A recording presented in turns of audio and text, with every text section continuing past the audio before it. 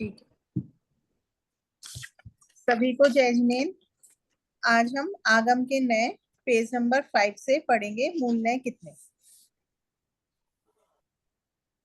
स्पर्धा जी आप स्टार्ट करो, दीदी भी आ गई। ठीक है, मैं पढ़। जय जिनेंद्र सभी को। मूल नए कितने।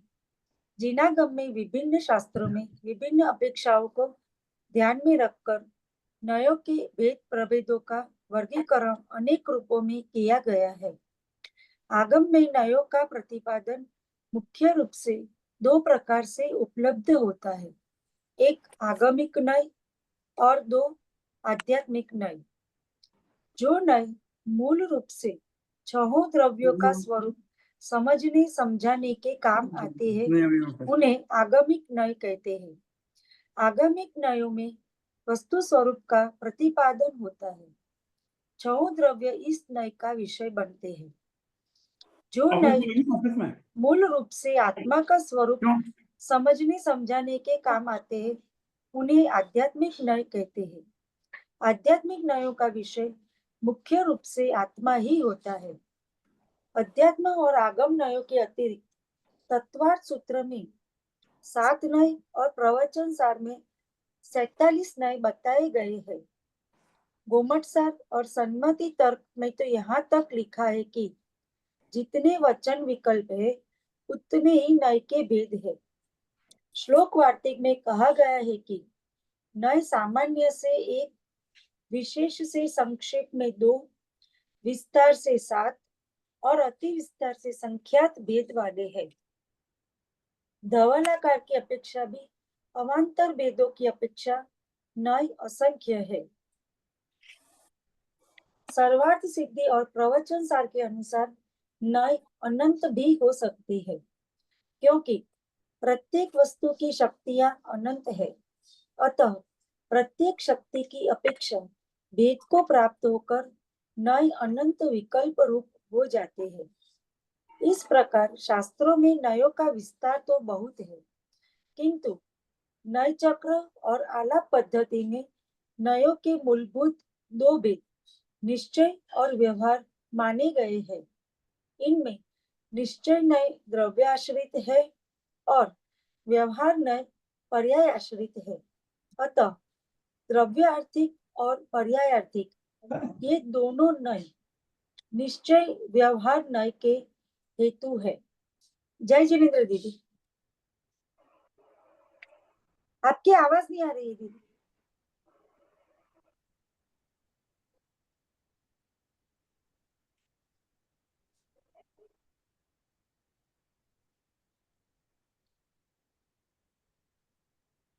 आप तो पढ़ लो आगे। ठीक है, आगे पढ़ते।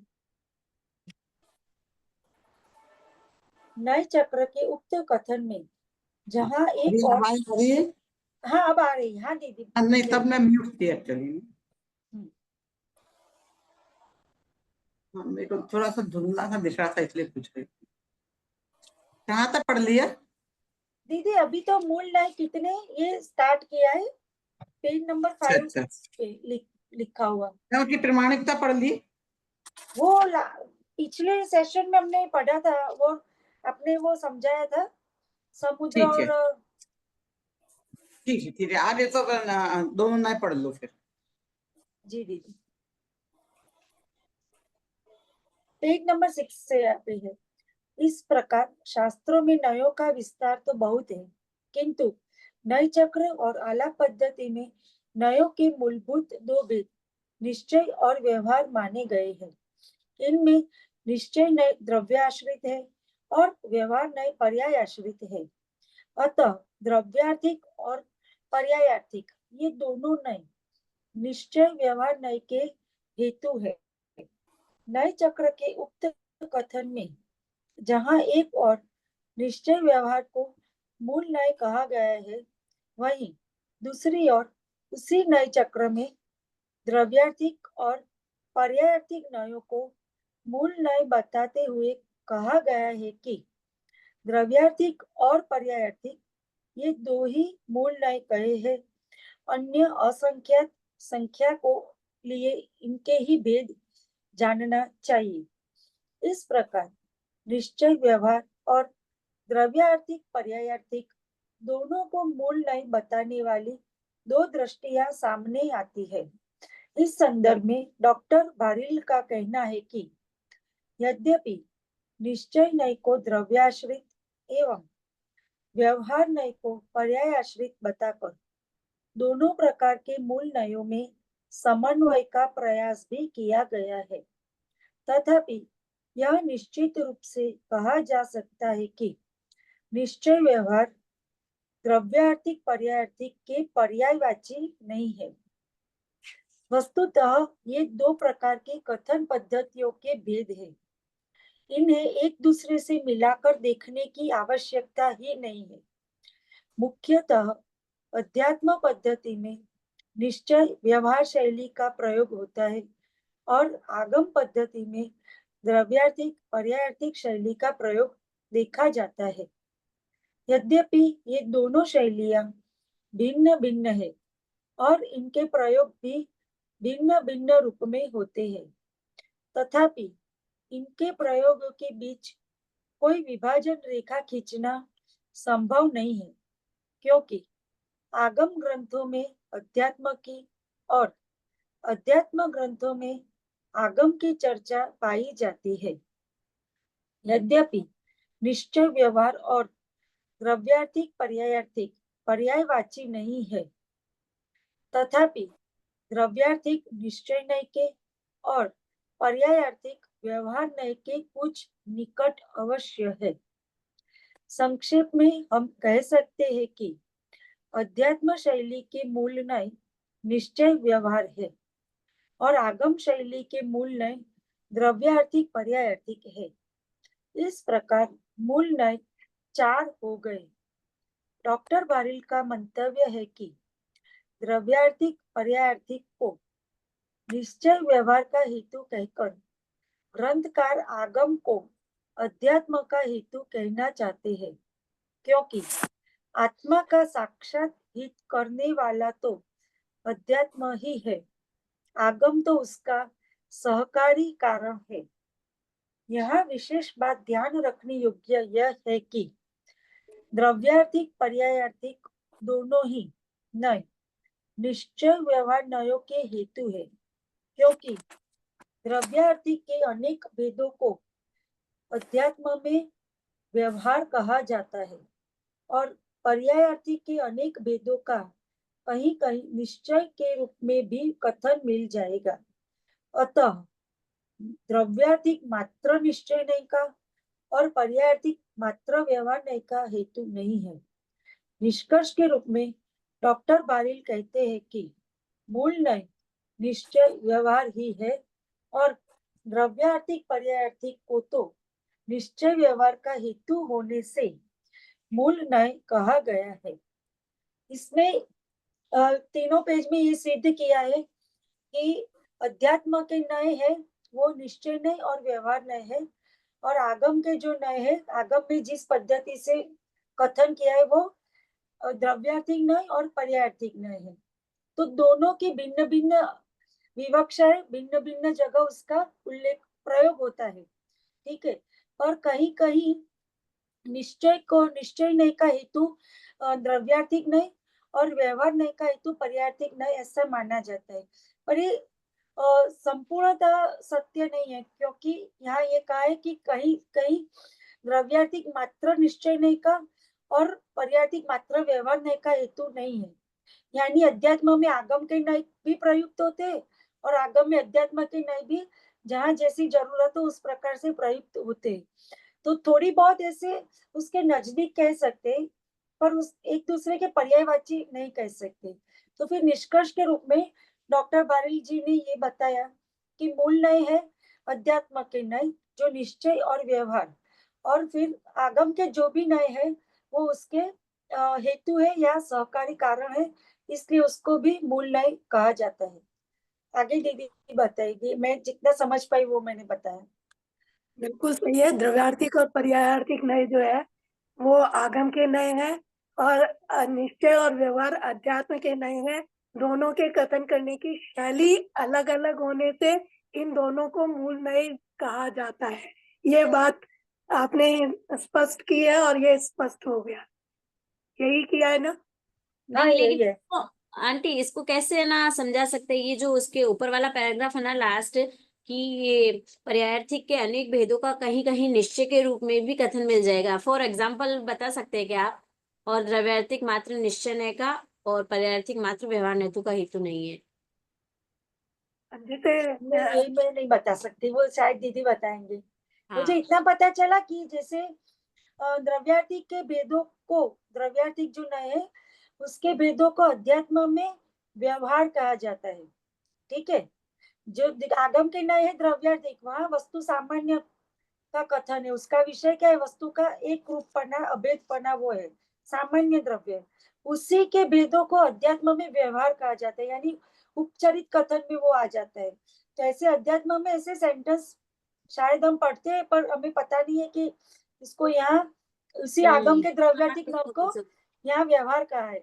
इसी प्रकार जो आगम में जो पर्यायार्थिक है, जहाँ भेद करके वस्तु को कहा गया है, उसी को यहाँ अध्यात्म के किसी शास्त्र में निश्चय के रूप में, यानी ऐसा ही है, ऐसा करके कथन का है। वो कोई अपेक्षा होगी और हम पढ़ते भी होंगे, और अभी ये पता नहीं चलता कि इसको इस प्रकार से हाँ, प्रयुक्त कहाँ किया किसको है। उपयोग करना है। तो हाँ। वो शायद दीदी बता सकेगी हमें।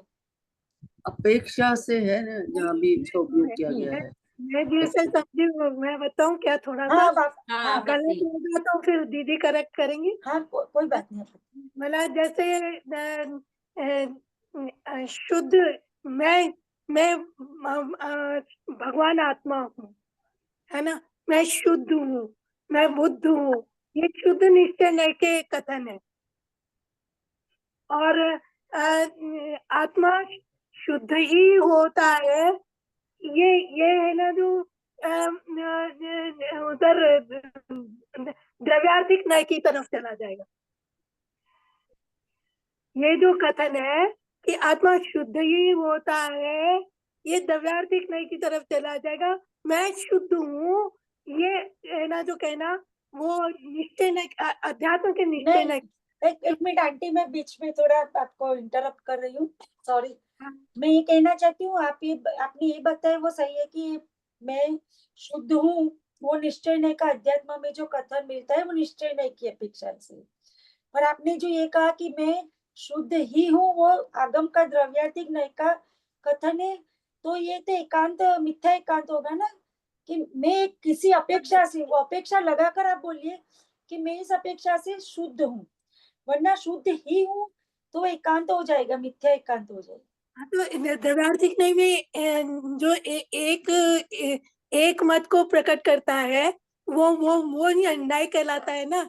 बाकी तो वो प्रमाण आपकी का बात कथन हो सही है, जाएगा, प्रमाण का कथन हो जाएगा फिर।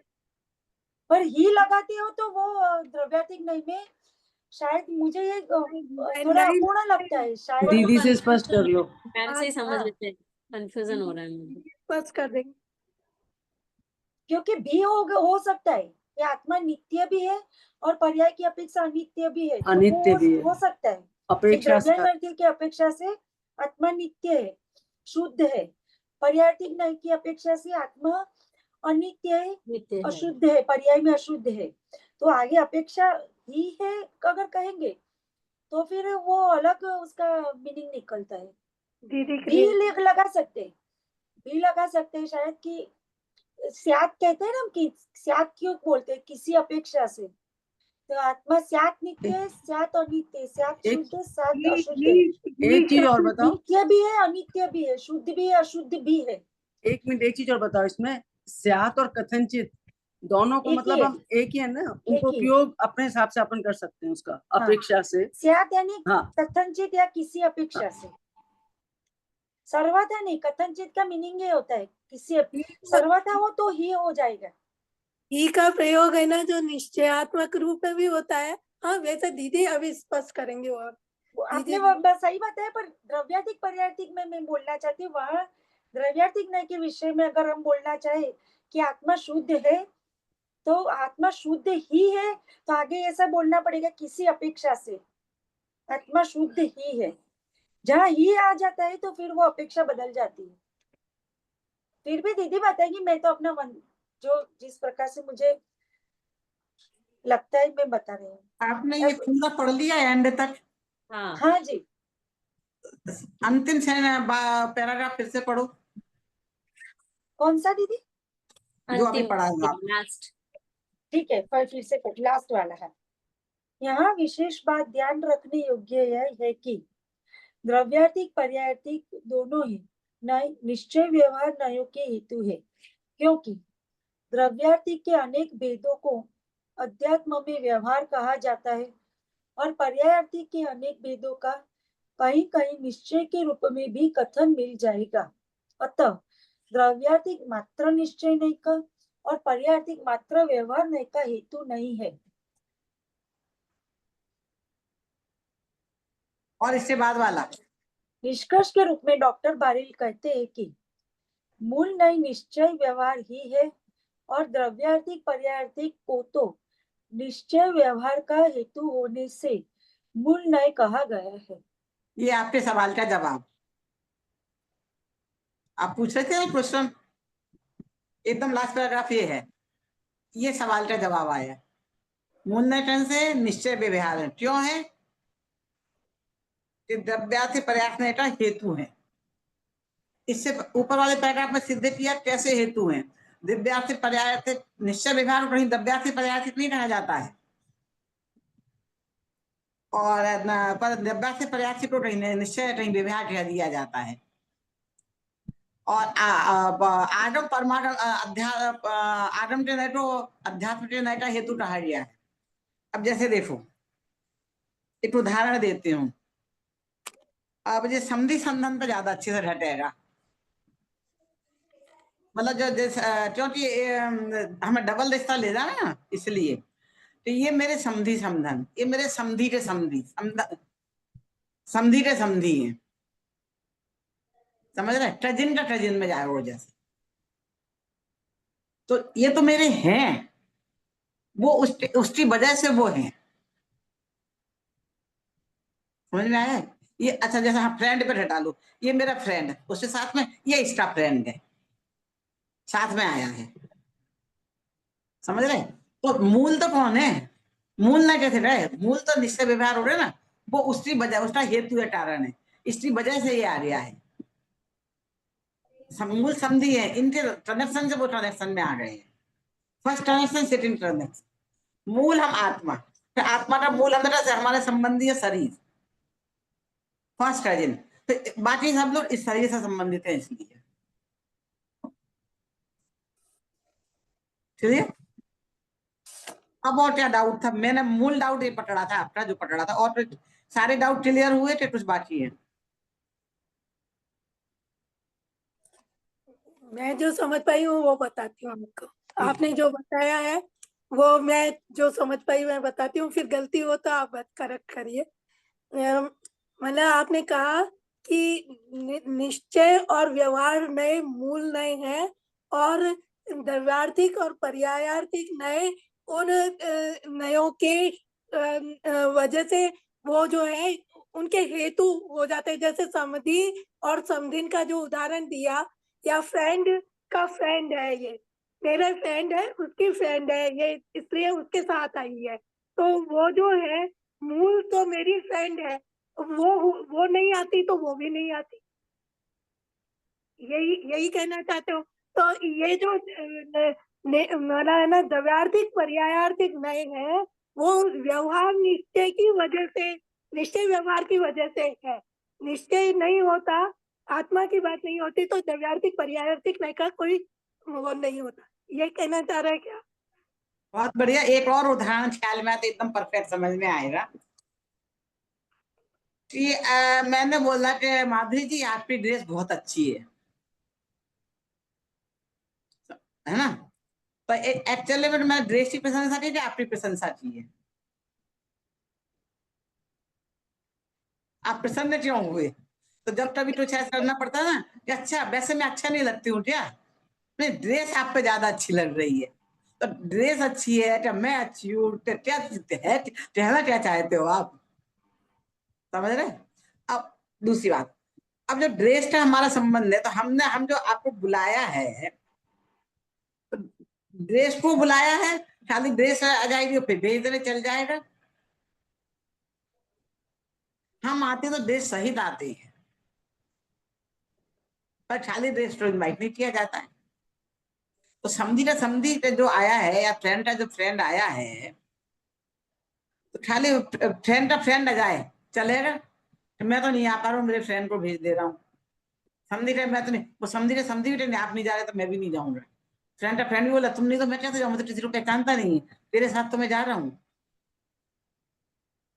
है ना? समझ में आई बात? अब देखो, आत्मा है, निश्चय व्यवहार आत्मा को समझाने के लिए है। मैं हूं तो ये पूरी दुनिया है। बराबर। अब मैं ही नहीं रहता, अच्छा दुनिया क्या रहा, ये बताओ। कोई प्रयोजन नहीं है। अब और डेप्थ में जाएंगे, एकदम सूक्ष्म से सूक्ष्म होते जाएंगे। ये शरीर है हमारा, इस शरीर में जो मैं हूं, वो इस शरीर से वो मैं निकल जाऊंगा। इस शरीर का क्या हो, आज हम हैं तो हमारे कपड़े अच्छे हो, हमारा चश्मा अच्छा हो, हमारी सराउंडिंग, घर मकान, सब चीजें अच्छी अच्छी अच्छी होनी चाहिए। ये सारी चीजें, तो ये सारी चीजें किसके लिए? मैं आत्मा के लिए है। आत्मा शरीर से गया तो इस शरीर का क्या कर रहे हैं? अभी हमें सब, अरे तुम जलाओ डाड़ो, हमें क्या अंतर पड़ता है? आप आओ या नहीं आओ, हमें क्या अंतर पड़ता है? बोलो। तो मूल है आत्मा। आत्मा को समझाने के लिए जो चीज काम में आएगी वो मूल हो गई। बाकी सब चीजें तो उसके हेल्प ही हो रहे ना, मूल कहां से रह गए? क्लियर? ये एक चीज ये समझनी है कि जैसे इसमें ये लाइन लिखी हुई है ना कि पर्यायर्थिक के अनेक भेदों का कहीं कहीं निश्चय के रूप में भी कथन मिल जाएगा, तो वो हाँ क्या कथन हो सकता है पर्यायर्थिक न्याय में? निश्चय का कथन। हाँ ये एक लाइन लिखी हुई है, पर्यायर्थिक के अनेक भेदों का कहीं कहीं निश्चय के रूप में भी कथन मिल जाएगा। तो अब वो एक एग्जाम्पल बता के बताइए ना कि कैसे उसका निश्चय का कथन पर्यायर्थिक न्याय में मिलेगा और द्रव्यार्थिक में कैसे व्यवहार का कथन मिलेगा। वो तो जब जहां आएगा तब हाँ। देखेंगे, वो उसी समय आए। और नहीं तो इसके हाँ, उदाहरण ना मूल उसमें देख लो आप। अच्छा, ठीक वो ये बता रहे कहीं ऐसा मिल जाए आपको, तो नहीं रहना, शास्त्रों में ऐसे प्रयोग मिलते हैं। है। वो तो अच्छा। पूरे तो उसमें शायद उदाहरण दिए हुए होंगे, दादा की किताब है ना, परम भाव प्रकाशन नए चक्र, हम्म। उसमें सब विस्तार से दिए, ऐसे ऐसे कथन मिल जाएंगे, वो उसे जाके देखो आप ठीक। कहाँ कैसे मिलती है। यहाँ तो अपने शॉर्ट में करना, उसमें विस्तार में नहीं जाना है। इत्यादि यदि ऐसे मिल जाए तो कंफ्यूज मत होना। अच्छा, ऐसा हो सकता है, मिल सकता है। मिल रहे हैं तभी ये बताया है। हाँ। एक मिनट दीदी, आपने मुझे बताया ना दुनिया में आत्मा है तो दुनिया है। जब आत्मा निकल गई शरीर से तो शरीर तो निर्जीव हो गया, तो फिर वो दुनिया का कोई वजूद नहीं रहा। तो ये दोनों इस पे लागू नहीं होते क्या, द्रव्यार्थिक पर्यार्थिक पर? हाँ, क्या क्या मैं सुन नहीं पाई एक बार। जैसे आपने भी उदाहरण बताया कि शरीर में आत्मा है तो उसका वजूद है, तभी सब कुछ है, दुनिया अच्छी है और जो भी उससे जुड़ता है वो सब अच्छा है, जो भी कुछ भी हो। मगर जब आत्मा शरीर से निकल गया तो उसके बाद तो शरीर तो निर्जीव ही हो गया, मतलब जो भी दूसरी आत्मा दूसरे में प्रवेश हो गया। तो मेरा मतलब ये द्रव्यार्थिक और पर्यार्थिक न्याय पे जो ये सवाल उठा है, इसका जवाब नहीं है क्या? ये पूछना चाह रही हूँ मैं। प्रश्न क्लियर नहीं हो पा रहा, क्या पूछना चाह रहे हो? आपने जैसे अभी उदाहरण बताया कि शरीर में आत्मा है, जब तक सब सुखद है, अच्छा है। आत्मा जब शरीर से निकल गया तो अपना कुछ भी नहीं बचा ना, दूसरे उसमें प्रवेश हो गया आत्मा का, तो जो भी जीव में गया। पर उस मेन आत्मा, जैसे मनुष्य है अभी अपन, तो मनुष्य से आत्मा चला गया, तो आत्मा खत्म होने के बाद द्रव्यार्थी और पर्यार्थी न्याय का ये उदाहरण नहीं हो सकता है क्या? मैं ये जानना चाह रही हूँ जो आपने अरे तो बताया। तो उदाहरण एक देश घटित होता है, अब फिर द्रव्य और पर्याय को समझाने के लिए द्रव्या से पर्याय ठीक में है, और आत्मा को समझाने के लिए निश्चय व्यवहार में निश्चय है। व्यवहार हेतु जो बताएं। हाँ, मैं म्यूट हूँ, अनम्यूट हूँ? नहीं, आप आवाज आ रही है। हाँ, देखो, वो द्रव्य उसमें ये समझाएंगे, आत्मा निकल रहा है कि देखो आपका जीव द्रव्य है, जीव द्रव्य निकला है, पुद्रल यहाँ रहा है, तो पुद्रल पुद्रल में मिल जाएगा। तो पर्याय इतने से नाश हुआ है, द्रव्यार्थ इतने से नहीं हुआ है, उसे समझाने के तरीके अलग होंगे। तो निश्चय समझाने के लिए हेतु ये आ रहे। प्रश्न में आपका पहले वैसे भी नहीं समझ पाएंगे पूरा आप क्या पूछना चाह रही हैं, फिर भी शायद इससे समाधान मिल जाए। निश्चय आत्मा को समझाने के लिए आत्मा का स्वरूप क्या है, निश्चय व्यवहार प्रयोग है। और द्रव्य का क्या स्वरूप है, द्रव्यार्थ पर्याय का प्रयोग है। तो जब द्रव्यार्थिक पर्यायार्थिक दृष्टि से कहेंगे तो ऐसा समझाना पड़ेगा कि भाई ये देखो द्रव्य में जीव द्रव्य है और पुद्गल द्रव्य है। ये जो शरीर अभी हम तो मैं वो जीव द्रव्य और पुद्गल द्रव्य की मिलीजुली पर्याय है। तो द्रव्यार्थिक नए से विचार करो तो आत्मा नित्य है और पुद्गल भी नित्य है, और पर्यायार्थिक नए से विचार करो तो दोनों अनित्य हैं। तो आत्मा ने शरीर छोड़ा है तो उसकी पर्याय बदल के दूसरा शरीर धारण कर रहा है। ये मनुष्य पर्याय रही है, दूसरी पर्याय है। अब पुद्गल के पर्याय बदली है तो पुद्गल की ये पर्याय रही है, मिट्टी पर्याय हुई है। अब आप क्या पूछ रहे थे? द्रव्यार्थिक वो घटाना, वो जो उदाहरण हम समझाने, एक पॉइंट समझाने के लिए समझा रहे हैं, वो सब जगह इधर उधर नहीं घटेगा। वो मैं वो बात समझा रही हूँ हेतु कैसे है, हेतु का मतलब क्या। द्रव्यार्थिक पर्यायार्थिक निश्चय विभाग के हेतु हैं, तो हेतु का मतलब क्या, उसके लिए समझे जैसे हेतु मतलब वो उसके निमित्त से आए हैं, वो उतने पॉइंट पर घटाना है वो उदाहरण, और दूसरे इधर उधर नहीं घटाना है। समझ रहे? वो हेतु समझा, हेतु का मतलब का निमित्त समझाने के लिए वो उदाहरण दिया है। तो वो 3 तरह से दिया है कि आप संधि का संधि समझो, फ्रेंड का फ्रेंड समझो, अथवा हेतु ऐसे समझ लो कि शरीर आत्मा के हेतु से शरीर की पूजा हो रही है। जो आत्मा निकला शरीर को पूजता नहीं है। हेतु क्या मैंने वो समझाने के लिए वो बात बताई। तो उससे कनेक्शन में द्रव्यार्थिक पर्यायार्थिक निश्चय विभाग मत जोड़ो, उदाहरण उतने पड़ता है बस। नाक का काम सिर्फ सुनना है, नाक से मैं सुन भी लूं नहीं चलेगा। कान का काम सिर्फ सुनना है, देख भी लूं नहीं चलेगा। क्लियर? दीदी ये हो सकता है ना, शुद्धता जो है वो पर्यायगत योग्यता है या नहीं? शुद्धता पर्यायगत योग्यता है, पर द्रव्यार्थिक नय में घटती है, पर्यायार्थिक नय में नहीं घटता है। नहीं, जैसे आपने पहले उदाहरण दिया था वो सही था।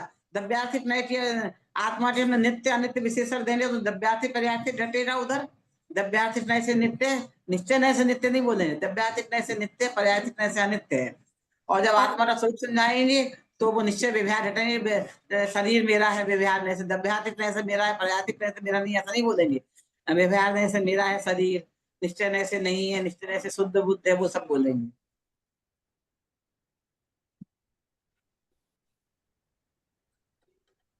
क्लियर? माधुरी जी आप क्या पूछा था? यही पूछ कह रहे थे कुछ और? नहीं, मैं तो उसी वो जो अदिति जी ने प्रश्न उठाया था कि द्रव्यार्थिक नय को पर्यायार्थिक नय के कैसे उदाहरण हो सकते हैं, तो शुद्धता जो हुई, शुद्धता जो कहते हैं वो शुद्धता अशुद्धता पर्याय है। शुद्धता और अशुद्धता क्या है? पर्यायगत योग्यताएं हैं। और हम जब द्रव्यार्थिक कथन में ले जाते हैं तो शुद्ध कहते हैं तो शुद्ध द्रव्यार्थिक नय का विषय बनता है। और उदाहरण आ गया जो पूछा था उदाहरण, कुछ कोई जगह जहाँ द्रव्यार्थिक पर्यायार्थिक और निश्चय विभाग दोनों घट जाएंगे। द्रव्यार्थिक नय द्रव्य दृष्टि से भी शुद्ध है और निश्चय नय से भी शुद्ध, ये उदाहरण है। यही कह रही जैसे ये अदिति जी ने पूछा था उसके रेफरेंस में पूछा, हाँ बराबर। समझ में आया। ये मतलब मेरे को आया जो बताया वो। क्लियर? ठीक है।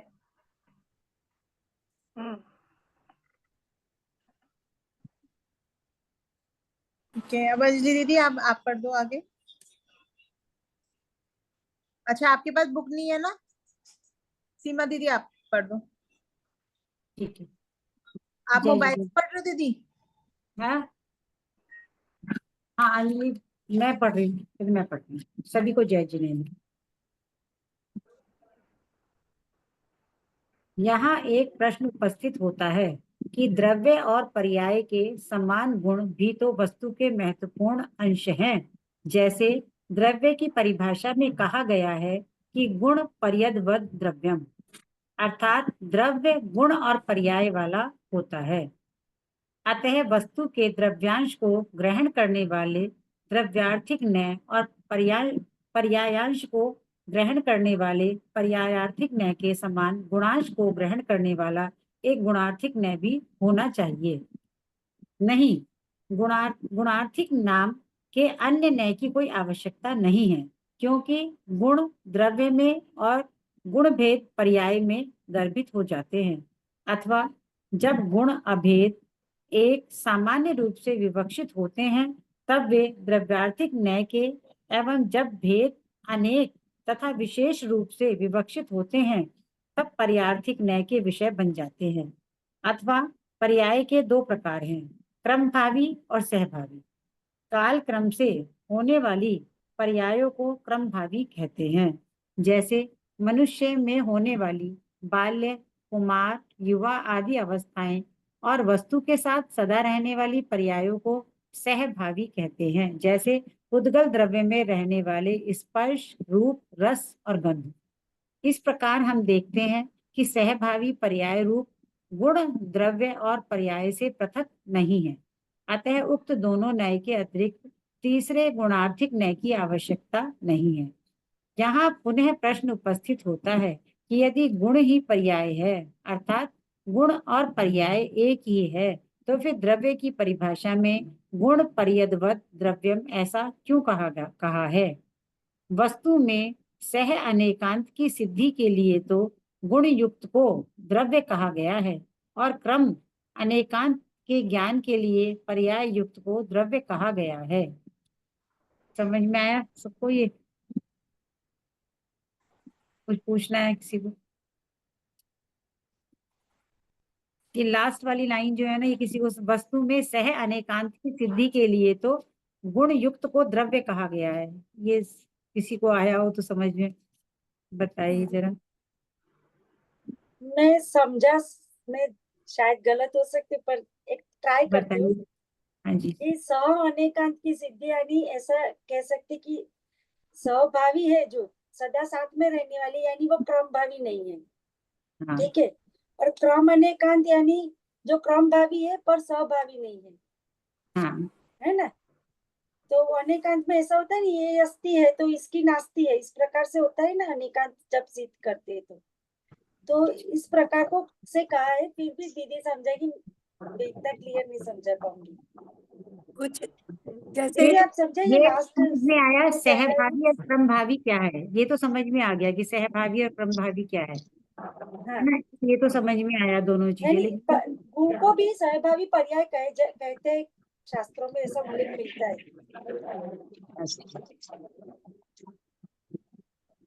मुझे भी एक चीज समझ में आई, जैसे इसमें लिखा है कि क्रम अनेकांत के ज्ञान के लिए पर्याय युक्त को द्रव्य कहा है।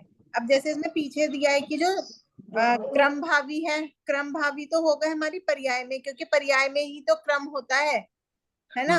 और सह अनेकांत की सिद्धि के लिए गुण, जो गुण होते हैं, जो धर्म होता है, वो क्रम से नहीं होते।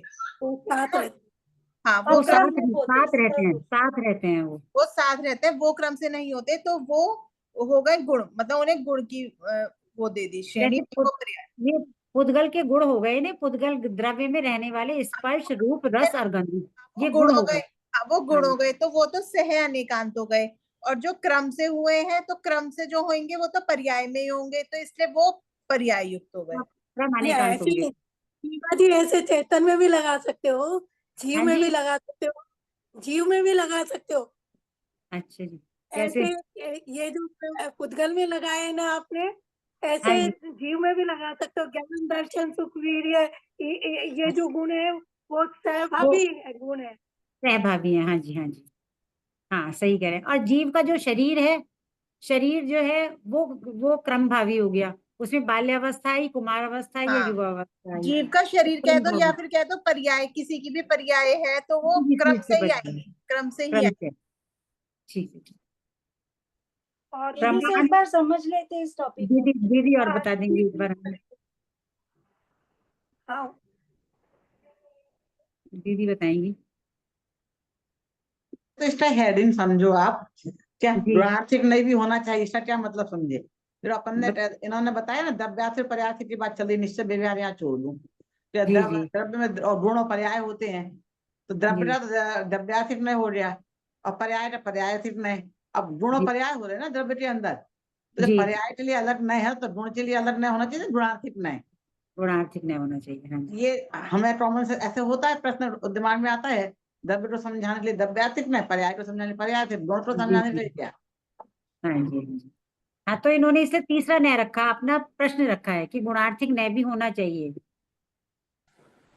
आवाज नहीं है। आवाज नहीं आ रही हाँ आपकी। हाँ सॉरी, हाँ, तो गुणार्थिक न्याय भी होना चाहिए कि नहीं? अपना प्रश्न रखा है कि गुणार्थिक न्याय भी होना चाहिए, तीसरा न्याय, ये प्रश्न उठाया है। ये मेरा सुनो सीमा, जी जी ये जो पूरा पैराग्राफ है इसमें क्या बता रहे हैं, ये प्रश्न हमारे दिमाग में होता है कि गुणार्थिक न्याय होना चाहिए कि नहीं, तो ये बता रहे हैं कि गुणार्थिक न्याय की जरूरत नहीं है। जैसे कि हमने घर में शादी का कार्ड भेजा तो दादाजी के नाम पे भेज दिया, फिर घर में कदाचित बेटी आई है शादी के बेटी की शादी हो रही है, फिर वो आई है, जी तो फिर और हम गए और देखते तो बोल देते हैं कि सरला को भी लाना, विमला को भी लाना। तो जब हमने बोला सरला और विमला को लाना तो बहू कहे कि हाँ दीदी के लिए तो स्पेशल बुलाया, मेरे को नाम नहीं बोला कि मेरे को बुलाओ, मैं तो नहीं जाऊंगी शादी में। अरे तू इस घर की हो रही है, दादाजी को है तो पूरी फैमिली का है, उसको शादी हो रही तो पराये घर की हो रही है, जी तो जी। वो पराये घर की उसमें शामिल नहीं है। तो गुणार्थिक कहाँ शामिल है और शामिल नहीं, कैसे शामिल है? नहीं, मैं तो इस घर की बेटी तो हूं ना, बेटी है, पर शादी के लिए तू कार्ड पे पहुंच जाएगी, तू कार्ड के नाम पे तेरे को लगा कि मेरी आइडेंटिटी हो रही। 5 साल का बच्चा दादाजी के नाम पे कार्ड आए तो चला जाता है बिना आमंत्रण के, वो 25 साल का हो जाता है, उन्होंने मेरे को स्पेशल नहीं बुलाया, मैं नहीं जाऊंगा। तो बोलना पड़ता है ना, बेटे बहू को भी साथ लाना, बच्चों को भी सबको साथ में लाना, बड़े हो जाते हैं। और 2 साल के बच्चे के लिए बोलना पड़ता है कि आप आना, बच्चों को साथ लाना। नहीं, वो तो साथ आएगा ही, नेचुरल है, हाँ, आएगा वो साथ। तो ये कह रहे हैं, तो इसमें ये प्रश्न उठाया कि गुणों को नहीं क्यों नहीं ले रहे हो, तो वो कह रहे हैं गुण कहाँ पे शामिल हो रहे हैं? पोते के दादाजी के नाम के कार्ड पे बेटा बहू पोता सब शामिल हो जाते हैं, जी तो गुणार्थिक न्याय किस में शामिल हो रहा है? दादाजी के नाम पे शामिल हो रहा है कि पोते के नाम पे शामिल हो रहा है? द्रव्यार्थिक न्याय में हो रहा है कि पर्यायथिक न्याय में? तो द्रव्यार्थिक वो न्याय। बोला कि द्रव्य में पर्याय, द्रव्यार्थिक न्याय में नहीं हो रहा है शामिल, पर्यायथिक न्याय में हो रहा है। पर्यायर्थिक न्याय। पर्यायथिक न्याय के दो, पर्याय का मतलब समझाया, तो पर्याय 2 तरह की, सहभावी पर्याय और क्रमभावी पर्याय। तो सहभावी मतलब जो साथ में रहने वाले, और क्रमभावी यानी एक के बाद एक होने वाले, है ना। अब इसमें फिर समझो, हम फैमिली से समझ लेते हैं कि अब दादा दादी और नाना नानी का एक स्टेशन है क्या? नहीं। जो देखो आपकी दृष्टि में नहीं है, जो छोटा जी बच्चा है जिससे वो दादा दादी नाना नानी हो, वो दादा दादी नाना नानी को एक स्टेटस में रखते हैं शुरू में, उनके लिए नाना नानी उतने प्यारे जितने दादा दादी, और वो चाहते जैसे दादा दादी साथ में घर में रहते वैसे नाना नानी भी साथ में घर में रहे। वो भेदभाव नहीं समझते हैं, ये भेदभाव तो हम समझते हैं, तो वो भेदभाव समझाना पड़ता है, थोड़े बड़े होते तो वो समझ जाते हैं। समझ में आया बात? तो अब वो द्रव्यार्थिक में गुणार्थिक और पर्याय में क्या अंतर है? तो नाना नानी आने जाने वाले हैं अपने उतने ही, और वो आने जाने वाले हमारे साथ घर में नहीं रहेंगे, साथ में घर में, लेकिन दादा दादी हमारे साथ घर में रहेंगे। अब वो पूर्व इतनी कुछ समझा सकते हो आप बच्चे को? नहीं समझा। हमने भी परंपरा से समझ लिया, हमारे दादा दादी नाना नानी ऐसा करते थे, परंपरा चली आ रही, ऐसा ही होता है बस, इसमें इफ नो वर्ड नहीं है, वो ढूंढना भी नहीं है, ठीक है ना। तो वो ये कह रहे हैं गुण पर्याय, गुणों को भी हम पर्याय कहते हैं, पर्याय को भी, तो जब पर्याय से न हो गया तो उसमें सहभागी पर्याय में गुण और पर्याय दोनों शामिल हो गए। इतनी सी बात पूरे में समझाई गई है। अब कोई डाउट हो तो पूछो, नहीं तो एक बार फिर से पढ़ लो। दोबारा पढ़ूं दीदी इसको, पूरे टॉपिक को दीदी दोबारा पढ़ूं इसको? हाँ, तो ही समझ में आएगा ना। जी। यहाँ एक प्रश्न उपस्थित होता है कि द्रव्य और पर्याय के समान गुण भी तो वस्तु के महत्वपूर्ण अंश हैं। जैसे द्रव्य की परिभाषा में कहा गया है कि गुण पर्ययवद द्रव्यम, अर्थात द्रव्य गुण और पर्याय वाला होता है। अतः वस्तु के द्रव्यांश को ग्रहण करने वाले द्रव्यार्थिक न्याय और पर्यायांश को ग्रहण करने वाले पर्यायार्थिक न्याय के समान गुणांश को ग्रहण करने वाला एक गुणार्थिक न्याय भी होना चाहिए। नहीं, गुणार्थिक नाम के अन्य न्याय की कोई आवश्यकता नहीं है, क्योंकि गुण द्रव्य में और गुणभेद पर्याय में गर्भित हो जाते हैं, अथवा जब गुण अभेद एक सामान्य रूप से विवक्षित होते हैं तब वे द्रव्यार्थिक न्याय के, एवं जब भेद अनेक तथा विशेष रूप से विवक्षित होते हैं तब पर्यायार्थिक न्याय के विषय बन जाते हैं। अथवा पर्याय के दो प्रकार हैं, क्रमभावी और सहभावी।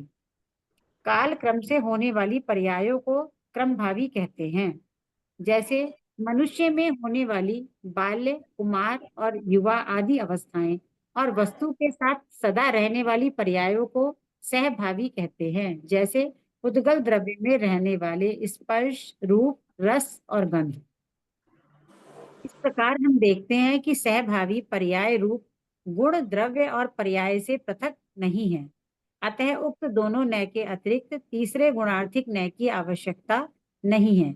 यहाँ पुनः प्रश्न उपस्थित होता है कि यदि गुण ही पर्याय है, अर्थात गुण और पर्याय एक ही है, तो फिर द्रव्य की परिभाषा में गुण पर्यदवत द्रव्यम ऐसा क्यों कहा है? वस्तु में सह अनेकांत की सिद्धि के लिए तो गुण युक्त को द्रव्य कहा गया है, और क्रम अनेकांत के ज्ञान के लिए पर्याय युक्त को द्रव्य कहा गया है।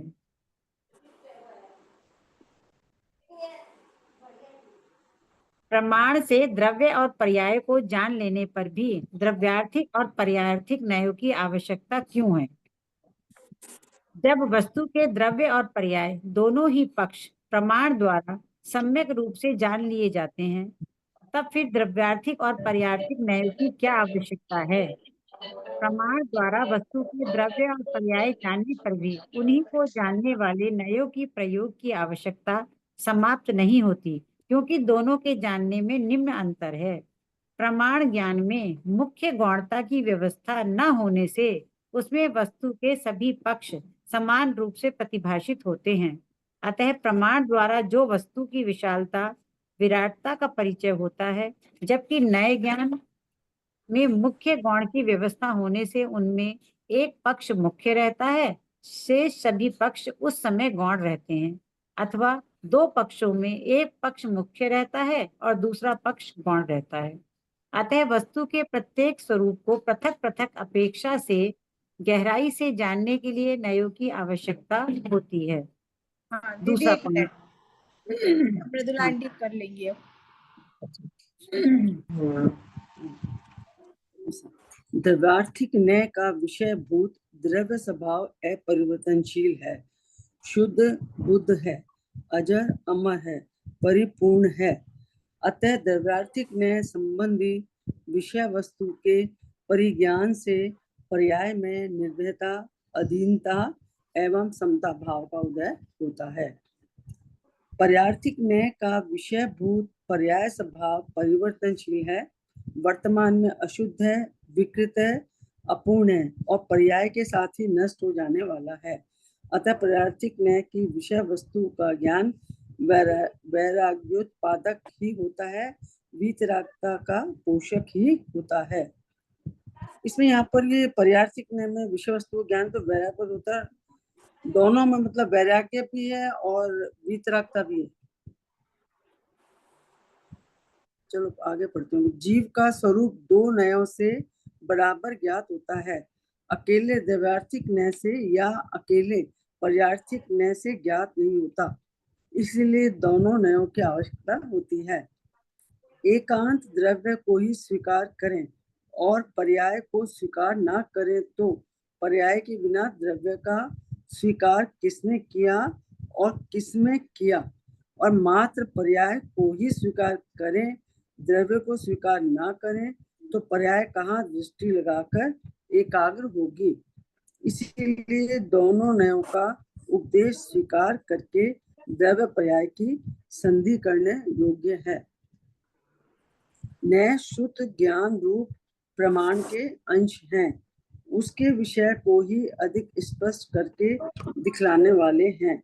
अंश के निषेध से जिस प्रकार अंशी का निषेध भी सहज हो जाता है, उसी प्रकार अंश रूप न्यायों के निषेध से अंशी शुद्ध ज्ञान रूप प्रमाण के निषेध का भी प्रसंग प्राप्त होगा।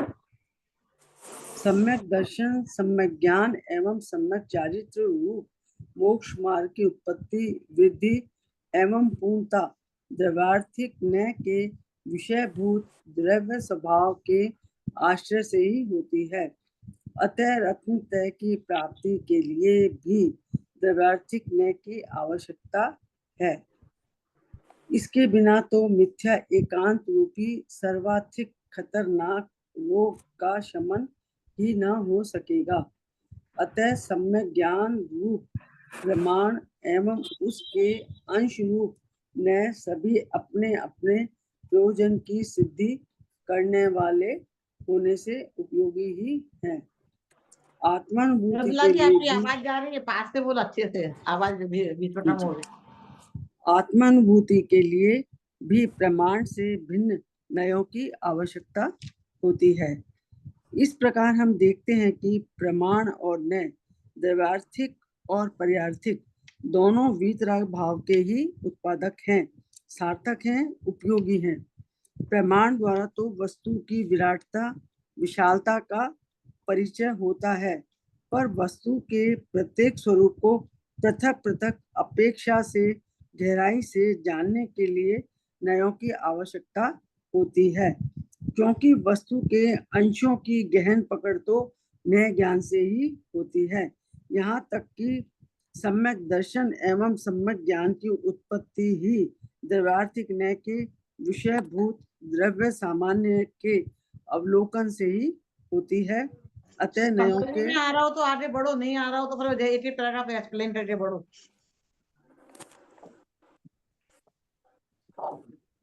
समझ में आ गए? इसमें एक पूछना था। हाँ, समझ में आ रहा तो आगे बढ़ो, नहीं आ रहा तो फिर वही एक्सप्लेन तो दीदी थोड़ा समझाइए, क्योंकि ये जरूरी है समझना कि आत्मानुभूति के लिए भी। आवाज नहीं आ रही है इस पर। हाँ, एक मिनट दीदी, अब आ रही है दीदी? हाँ, अब आ रही है। ये जो टॉपिक है 8वां टॉपिक, आत्मानुभूति के लिए भी प्रमाण से भिन्न न्यायों की आवश्यकता है। ये थोड़ा आप समझाइए, क्योंकि ये समझना बहुत जरूरी है कि आत्मानुभूति के लिए प्रमाण और देखो, जितना पढ़ रहे एक पैराग्राफ पढ़ो तो उसमें सब डिस्कस करो, फिर दूसरा पढ़ो। एकदम ये वाली किताब ऐसे नहीं फिर पेज पढ़ जाओ आप। यानी पहले क्या कहना चाहते हो, इसके आगे का पहले पढ़े ऐसा? क्योंकि जो पढ़े ना, मतलब हर पैरे का डिस्कशन होना चाहिए, हर पैराग्राफ को डिस्कस करके आगे क्लैरिटी बने। उसके पहले का पहले डिस्कस कर ले सर, ठीक है।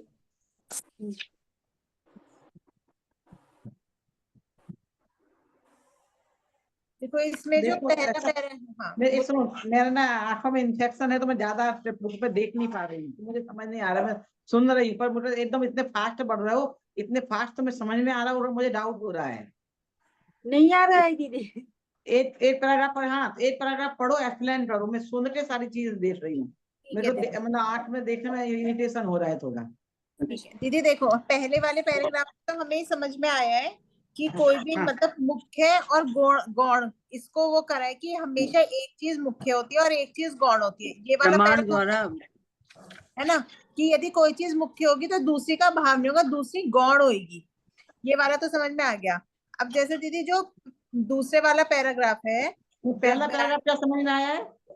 पहला ये है कि प्रमाण दे रखी है कि मतलब, हाँ बोलो गरिमा दीदी, पहला ये है कि प्रमाण में सर्वांग वस्तु का अध्ययन होता है, और अगर नए का ज्ञान करना है तो उसमें किसी चीज को मुख्य करके दूसरी को गौण किया जाता है। हाँ, प्रमाण के द्वारा वस्तु की विशालता और विराटता का परिचय होता है, वही उसका सर्वांग पूरा अध्ययन होता है। जबकि न्याय के द्वारा हम मुख्य और गौण की व्यवस्था करके तो उसको हम छोटे अंश में समझ सकते हैं, छोटी छोटी करके टुकड़ों में उसको तब समझ सकते हैं।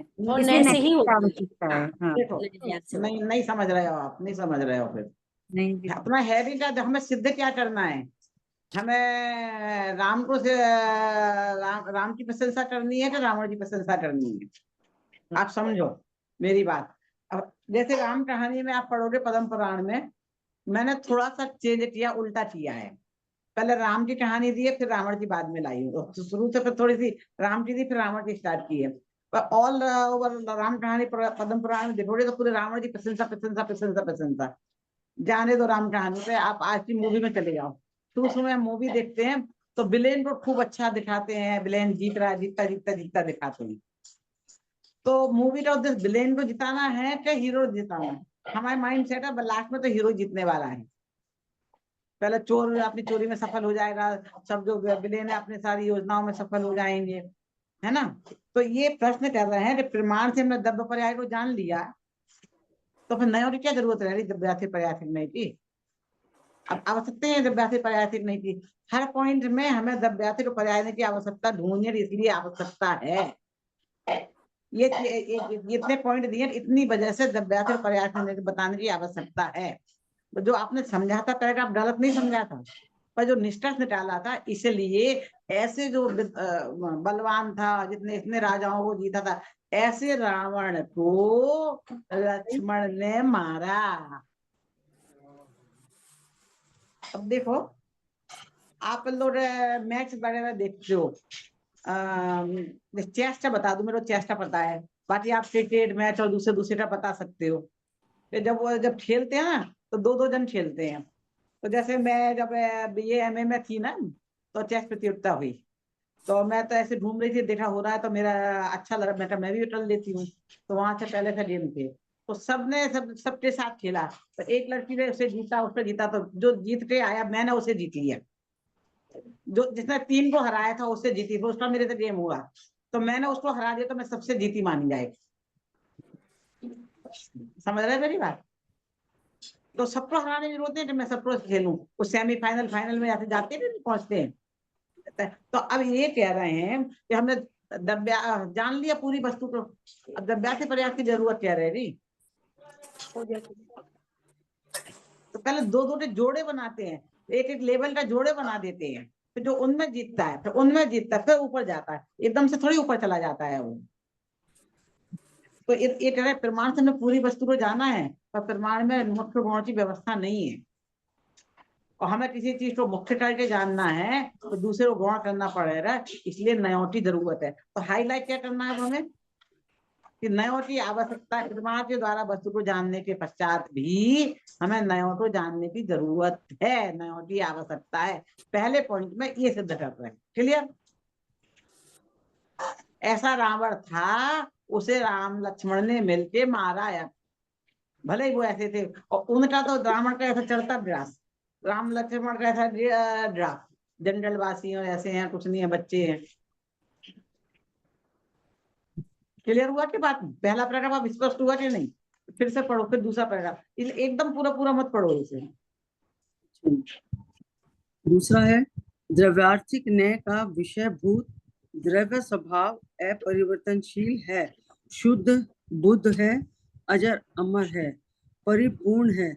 अतः द्रव्यार्थिक न्याय संबंधी विषय वस्तु के परिज्ञान से पर्याय में निर्भयता, अधीनता एवं समता भाव का उदय होता है। ये कहाँ पे ले पढ़ा आपने? 10 पेज पर है, सेकंड पैरा। सेकंड पॉइंट पढ़ना था ना अपने को। सेकंड है दीदी, इसमें सेकंड ही पढ़ा। पहला पॉइंट क्लियर हुआ सबको? पहला पॉइंट पहला तो मुख्य गौण पहला वाला। पॉइंट ढूंढना चाहिए मेरे को। दोबारा पढ़ो। हाँ, पहला पॉइंट दोबारा पढ़। गणधर चाहिए, गणधर। गणधर, मैं बोलूं? इसमें ये बता रहे हैं फर्स्ट पॉइंट में कि हमें प्रमाण ज्ञान की आवश्यकता और नए ज्ञान की आवश्यकता दोनों की क्यों है।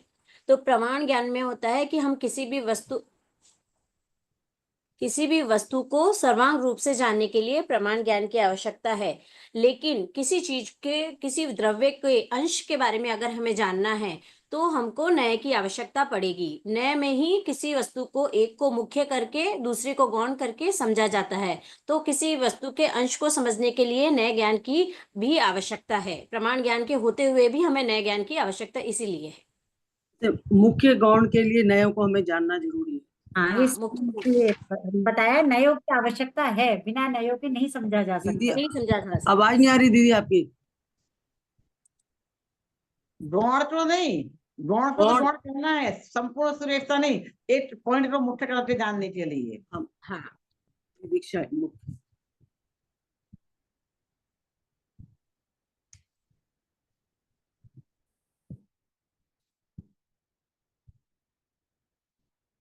दूसरा सेकंड पैराग्राफ मैंने अभी पढ़ा ही है, दोबारा पढ़ूं इसको या पहला वाला दोबारा पढ़ूं?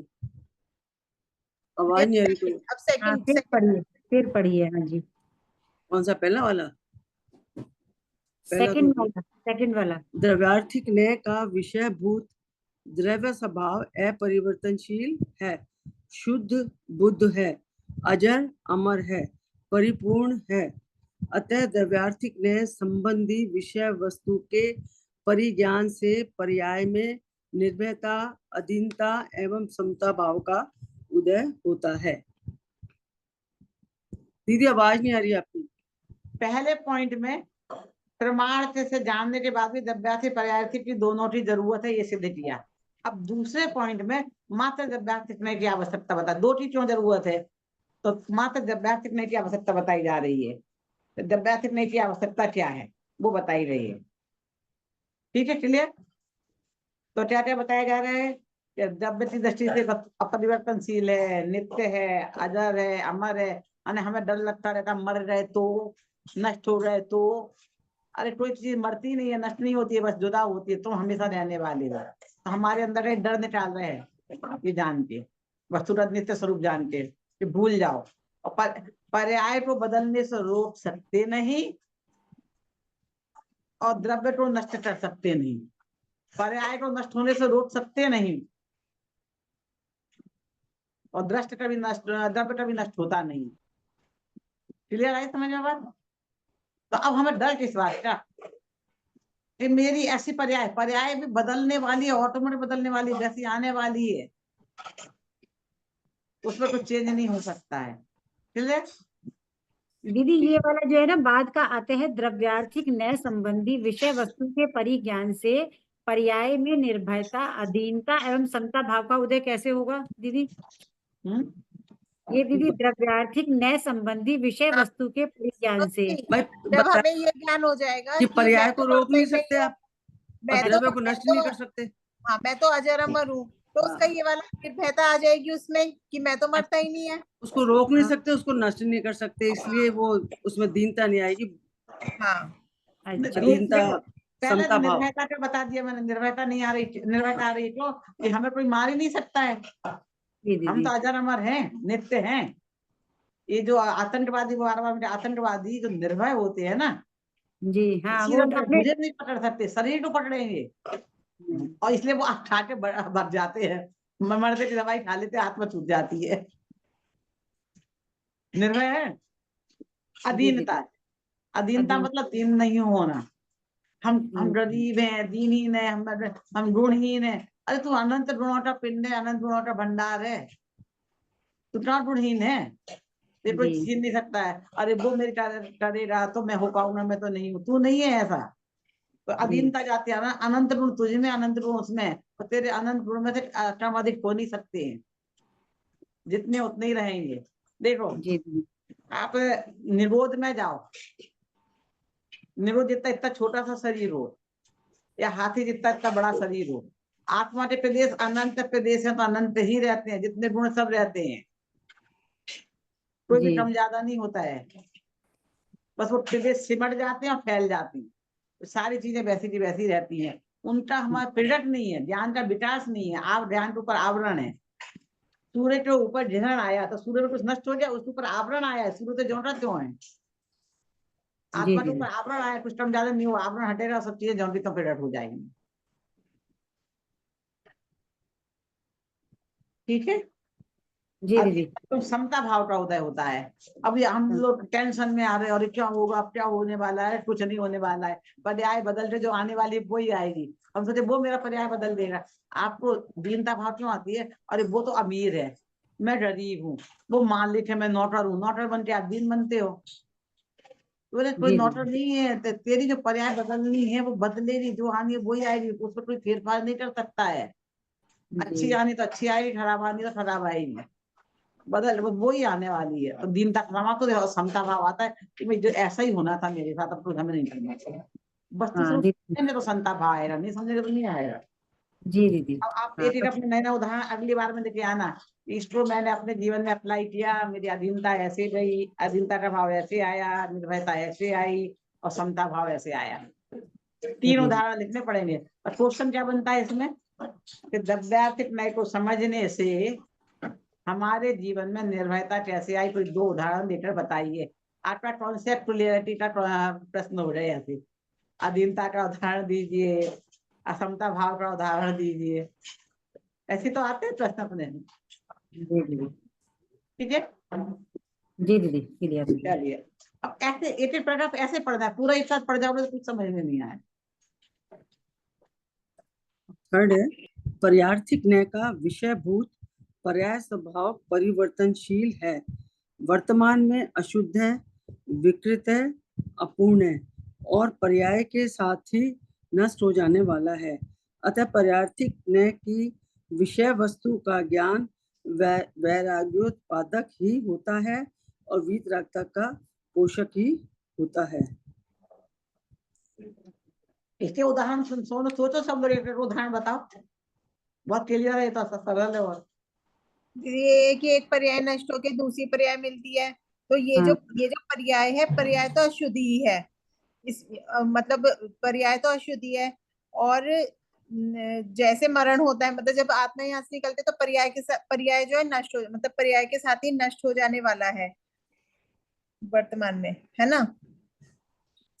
वैराग्योत्पादक और वैराग्योत्पादक ये ऐसे है, जैसे कितनी बारी अब जैसे यदि हम अपने पहले प्रथमानुयोग की कथाएं देखें तो इसमें कितनी बारी दिखाते हैं ना कि जैसे उस किसी का मरण देख के जैसे जो ज्ञान लोग होते हैं उन्हें वैराग्य उत्पन्न हो जाता है कि अरे ये पर्याय तो नष्टवान है, क्यों मैं इसको पर्याय को ही अपना मानना है, ये तो नष्ट होने वाली है। तो इसका कहने का मतलब यही है कि वैराग्य उत्पादक है, क्योंकि यदि पर्याय नष्ट होती है तो वैराग्य उत्पन्न होता है, और जब वैराग्य उत्पन्न होएगा तो हम वीतरागता की ओर बढ़ेंगे। जैसे कि वो आदिनाथ जी को वो नीलांजना का नृत्य देखकर दूसरी नीलांजना लाने पर उनको वैराग्य भाव आ गया था। देखो, अपने जितने भी तीर्थंकर हुए हैं जिनके मुझे वैराग्य का कारण देखो आप, वैराग्य उत्पादक आ रहे ना, तो क्या है, छलवन गुड़ता ही तो आई है। संसार नीलांजना का नृत्य देखते हुआ तो दो चीजें आई उसमें। अपन क्षणवन गुड़ता आप सब पढ़ते हो, मैंने उसमें स्वार्थपरता भी निकाली। दो मुख्य कारण है, हमें संसार का स्वार्थी स्वरूप समझ में आता तो हमें जैसे आप घर देखना, ये आप पूरा मृदुला जी, आपने जीवन में अपने घर वालों की सेवा की, आपने अपने देवरानी जिठानी जितने घर में बच्चे बहू जो भी आए आ रहे आपके, उनकी पूरे जीवन भर सेवा की है। अब कदाचित वैसे आप बीमार ना पड़ो, पर चलना चल लो, ऐसा तो नहीं कि हम बीमार नहीं पड़ते हैं। चलो मैं बीमार पड़ जाती, आप बीमार कर दो। नहीं आप सीखो, हम पढ़ेंगे कैसे। है, और फिर जिंदगी आपने दिन रात सेवा करी है, अब वो आपको एक गिलास पानी देने में भी टकराए कि उससे पी लो, अपना खुद बना के खा लो, तो आपको क्या लगेगा? स्वार्थ पड़ता है, यहाँ लगेगा कि भाई सब बेकार है। मैं तो जीवन भर ऐसी मरती खटती रही इनके लिए, हमारे लिए कोई काम में नहीं आया। मेरा बेटा है, मेरी बहू है, मेरा पति है, देवरानी की सेवा थी तो वो चलने लगा, दिखा नहीं थी तो वो चलने लगा, बहू थी तो वो चल लगे, हमें घूमने जाना है। तो आपको बैरानी कब आ रहा है? संसार के स्वास्थ्य पड़ता जान के आ रहा है ना। अथवा हम बहुत बीमार पड़ जाते हैं या हमारे आसपास कोई मर जाता है, अरे देखो पुत्र, अभी हम सोचते थे हम 60 साल जिएंगे, 70 साल जिएंगे, अभी हमारे वो 30 साल का गया, वो 35 का गया, कुछ नहीं था, हार्ट अटैक हुआ, हार्ट फेल हुआ, वो नाचते नाचते मरी, वो गाते गाते मरी, वो दर्शन करते करते मर गया। तो बैराग आता है कि नहीं आता है? जैसा नाम है, फेमस नाम है मरघटिया बैरागी। तो ये कहते हैं पराधीन से हमें बैरागी की उत्पत्ति होती है। संसार को स्वार्थी जानो, क्षणभंगुर जानो, तो बैराग की उत्पत्ति होती है। ऐसे बहुत से उदाहरण अब आपको मिल जाए, अपने जीवन में देखो आपको कब कब ऐसी बैराग की भावना उत्पन्न हो रही है। देखो दीदी, लेकिन पता क्या होता है, एक पर्सनली पूछ रही हूँ कि जैसे अब इस टाइम हम क्लास कर रहे हैं, ठीक है, तो इस टाइम ना ऐसा लगता है कि सब कुछ बेकार है, अपने यही काम आने वाला है, और टाइम टेबल एक माइंड में मैं भी सोचती रहती हूँ कि अब मैं फटाफट काम निपटा के मैं यही करूंगी या ये पढ़ूंगी। लेकिन दीदी क्या होता है कि क्लास खत्म और हम अपने अपने कामों में लग जाते हैं, तो सब गोल हो जाता है कि हमें ज्यादा टाइम अपना इसमें बिताना है। तो व्यवहार है निश्चय। हाँ, तो यहाँ पे ये व्यवहार निश्चय आ गया कि हम इस टाइम तो व्यवहार ऐसे ही सोच रहे हैं। तो ये क्षण भंगुर तो है, मतलब जरा सी देर के लिए हमें सिर्फ वैराग्य सा आया कि हाँ नहीं यही अपना काम आने वाला है, हमें यही करना है। फिर बाद में जब क्लास ओवर होती है तो हम फिर पैसे ही हो जाते हैं। तो ये काल का प्रभाव है या हमारा प्रमाद है, दोनों ही नहीं बातें हैं। है, जैसे हम किसी के शोक में जाते हैं। हमारा ऐसा है जब जाते भावनाओं में बह जाते हैं, हाँ मंदिर है महाराज है, तो इसलिए जब दीक्षा देते हैं ना तो एकदम से भावनाओं में बहकर नहीं दिए जाती। कहते नहीं पहले माता पिता से आज्ञा लेके आओ, कि घर में जाके घर के राजगण में जाके पत्नी से आज्ञा लो, पर शादी हो रही है तो। और जैसे कि जम्बू कुमार जी का आया, तुरंत शादी की, 4 रूपाणी नाव से की, और तो अभी दूसरे दिन जाके दीक्षा ले ली। किसी में उसमें नहीं आया, ऐसी दृढ़ता होती है। नहीं तो फिर किसी के ऊपर देखे तो हो रहे मोहित हो रहा चला गया। नहीं, इतनी दृढ़ता हो कोई कितना ही रोके ना रोके तो वो दिया जाता है। तो टेम्परेरी देखते हम सबको आ जाता है, फिर अपने राजन में मस्त जाते हैं। वो तो हमें हंसी भी आ जाती है, हमें रोना भी आ जाता है ना। तो इसलिए कहते हैं कि अपनी वैराग्य की भावना तत्क्षण वाली नहीं, उसमें दृढ़ता थी। सब सोच समझते थे ये कैसा भावी हमारा जीवन हो रहा और क्यों हो रहा है, कैसा हो रहा है, तो धारण करेंगे तो उसमें स्थिरता रहती है। नहीं तो उसमें फिर विकृति आना शुरू हो जाती है। ठीक है। जीव का स्वरूप 2 नयों से बराबर ज्ञात होता है, अकेले द्रव्यार्थिक नय से या अकेले पर्यार्थिक नय से ज्ञात नहीं होता, इसलिए दोनों नयों की ही आवश्यकता है। इसमें वो चक्षु वाला उदाहरण भी दे सकते दीदी। हाँ, ये वाला तो इजी है कि भाई वैसे जब भी। द्रव्यार्थिक नय से हम पर्यार्थिक नय से देखते हैं तो द्रव्यार्थिक नय के विषय भूत हमें अपेक्षा भाव से और सामान्य अभेद नित्य एक, ये सब मतलब हमें जब भी नजर आएंगे जब हम अपने पर्यार्थिक नय को वाले चक्षु को बंद रखेंगे।